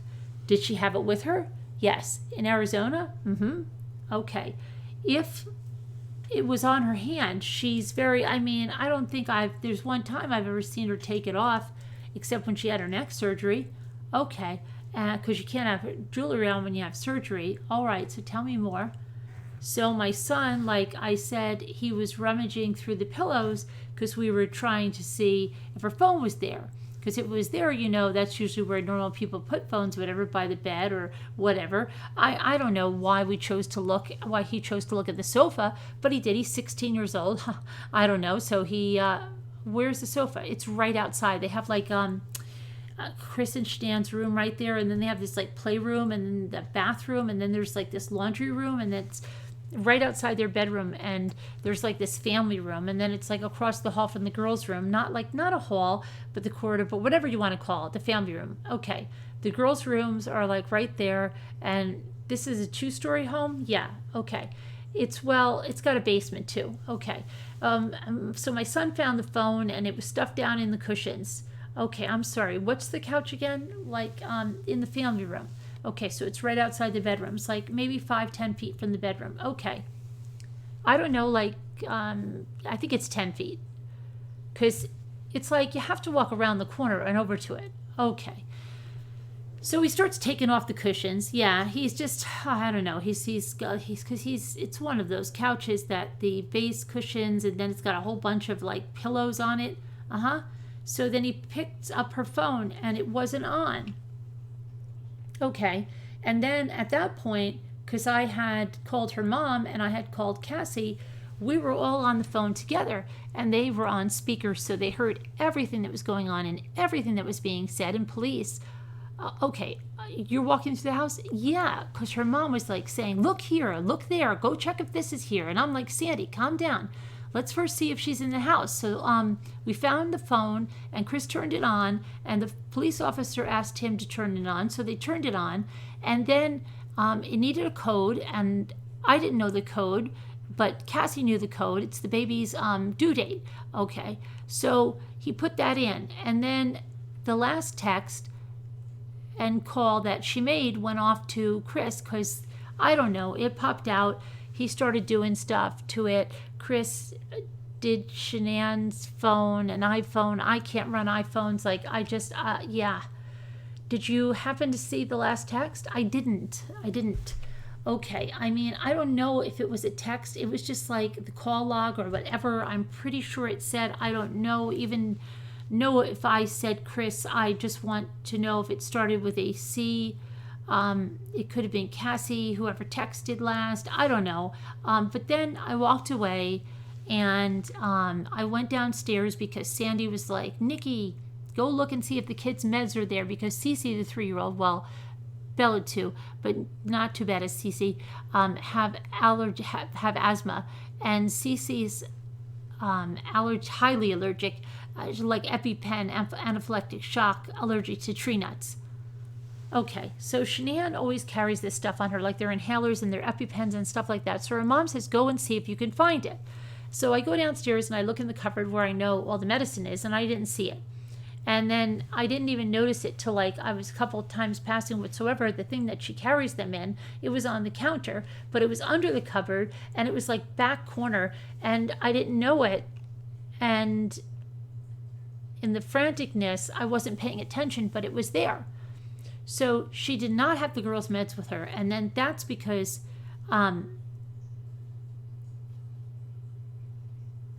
And then because we found her phone, she was like, is her phone there? And I'm like, I don't see it anywhere. So then I started rummaging around the house trying to find a purse, and I didn't find it, and like, no, her purse isn't here. I was like, so maybe she did go somewhere with the girls. And then I'm thinking that she did. And then it was odd to me because there was like this pair of Cece's shoes right inside and outside the shoe closet. And then there was this pair of shoes by the back door. I think they were Bella's. And for whatever reason, there were 2 pairs of shoes of the girls that were out by the back porch on a chair. And I mean, Shanon, the girls have a blanket out and she thinks it's dirty and picks up after them. I mean, very rarely do they even have stuff scattered everywhere. So I found that to be odd, and I'm like, maybe Cece wouldn't pick what shoes she wanted, and they were in a hurry because they needed to go. I don't know. So these were out, and then we went over to the neighbor's house because he said that the cop had asked him questions. I couldn't tell you, like at that point, I wasn't paying attention. I was just trying like to look for things that her mom was asking me to look for. And she was asking me to check the knives, and I'm like, no, all the knives are here, like the butcher knives, the butcher block, or whatever. And she asked me to go down to the basement to look just to make sure. I went downstairs, and the stuff, I mean, she was like telling me because she lived down there. So she's like, did you check the shoe closet? And she has this amazing shoe closet in her office that her dad built. And I was like, Sandy, like, they're not here. I don't know what to say. They're not here. And then at some point, the neighbor had security camera that faced the driveway. And he's there, it only picks up motion. So he has the time clock to when I dropped her off and when I looked, but it doesn't show Shanon getting out of my car. And then she got out of my car and got her luggage, and then she went into the house, and I backed up, but I said for a second to make sure that she made it in the house, and I shut the door, and everything was fine. I can confirm she went into the house. And then she went in through the front door. Okay. So yeah, and then if she flipped the lock after, I don't know, but she did go through the front door. And then he has a security camera, and the security camera had Chris backing his work truck up to the garage at 518 and loading something up into it. And that's when my mind went bad, like really bad, because that would be loading up at 5:18 in the morning. And Shanon yells at him, and he doesn't go out the garage because the garage is right below where the girls' bedrooms are, and it would wake them up. So he always went to and from the front door, as far as I know. Okay, I assume the police took that video. I think they got it today. I went back over because I talked to Fox 31, just doing a plea, like, if you're out there, please come home, please contact someone. And they were there at the time, and the neighbor said they asked him for the surveillance, if he could call his whatever insurance, security system, because to get the video. They came over, and then there was a K9 unit too. So okay, I mean, the whole time I'm trying to be cordial to Chris as possible, but sure, I don't know. I don't know. I think you said several times that your mind went to a really bad place. Yeah, because of her purse. What? Well, none of us.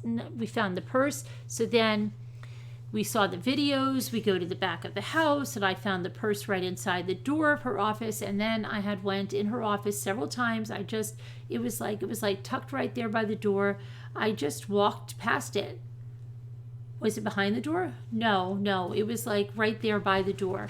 Like, door was open, and there it was on the opposite side, and it was sitting right there by the door. Okay, so it appeared like someone was trying to hide it, or just it was kind of... No, I think it was just like somebody kind of, in a way, set it right inside the door, like they were walking by or whatever. So, like, I don't know.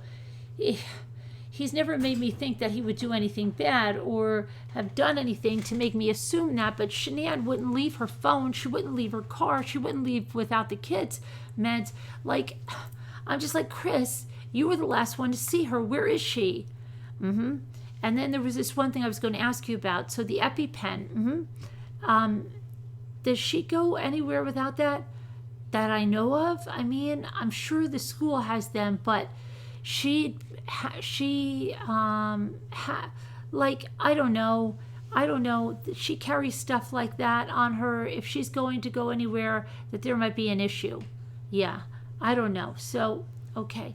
If they have on in the car, like, I don't know to the extent, but I know, like, when she travels, she has a little case and she has all their inhalers and the EpiPen and all of that. So she just got back from North Carolina. So in her office, on her desk, there's bags of all different kinds of medication that the girls take. Like, Tylenol, ibuprofen, Motrin, allergy medication. I don't know what they're prescribed. So whatever it is, it's all there in baggies.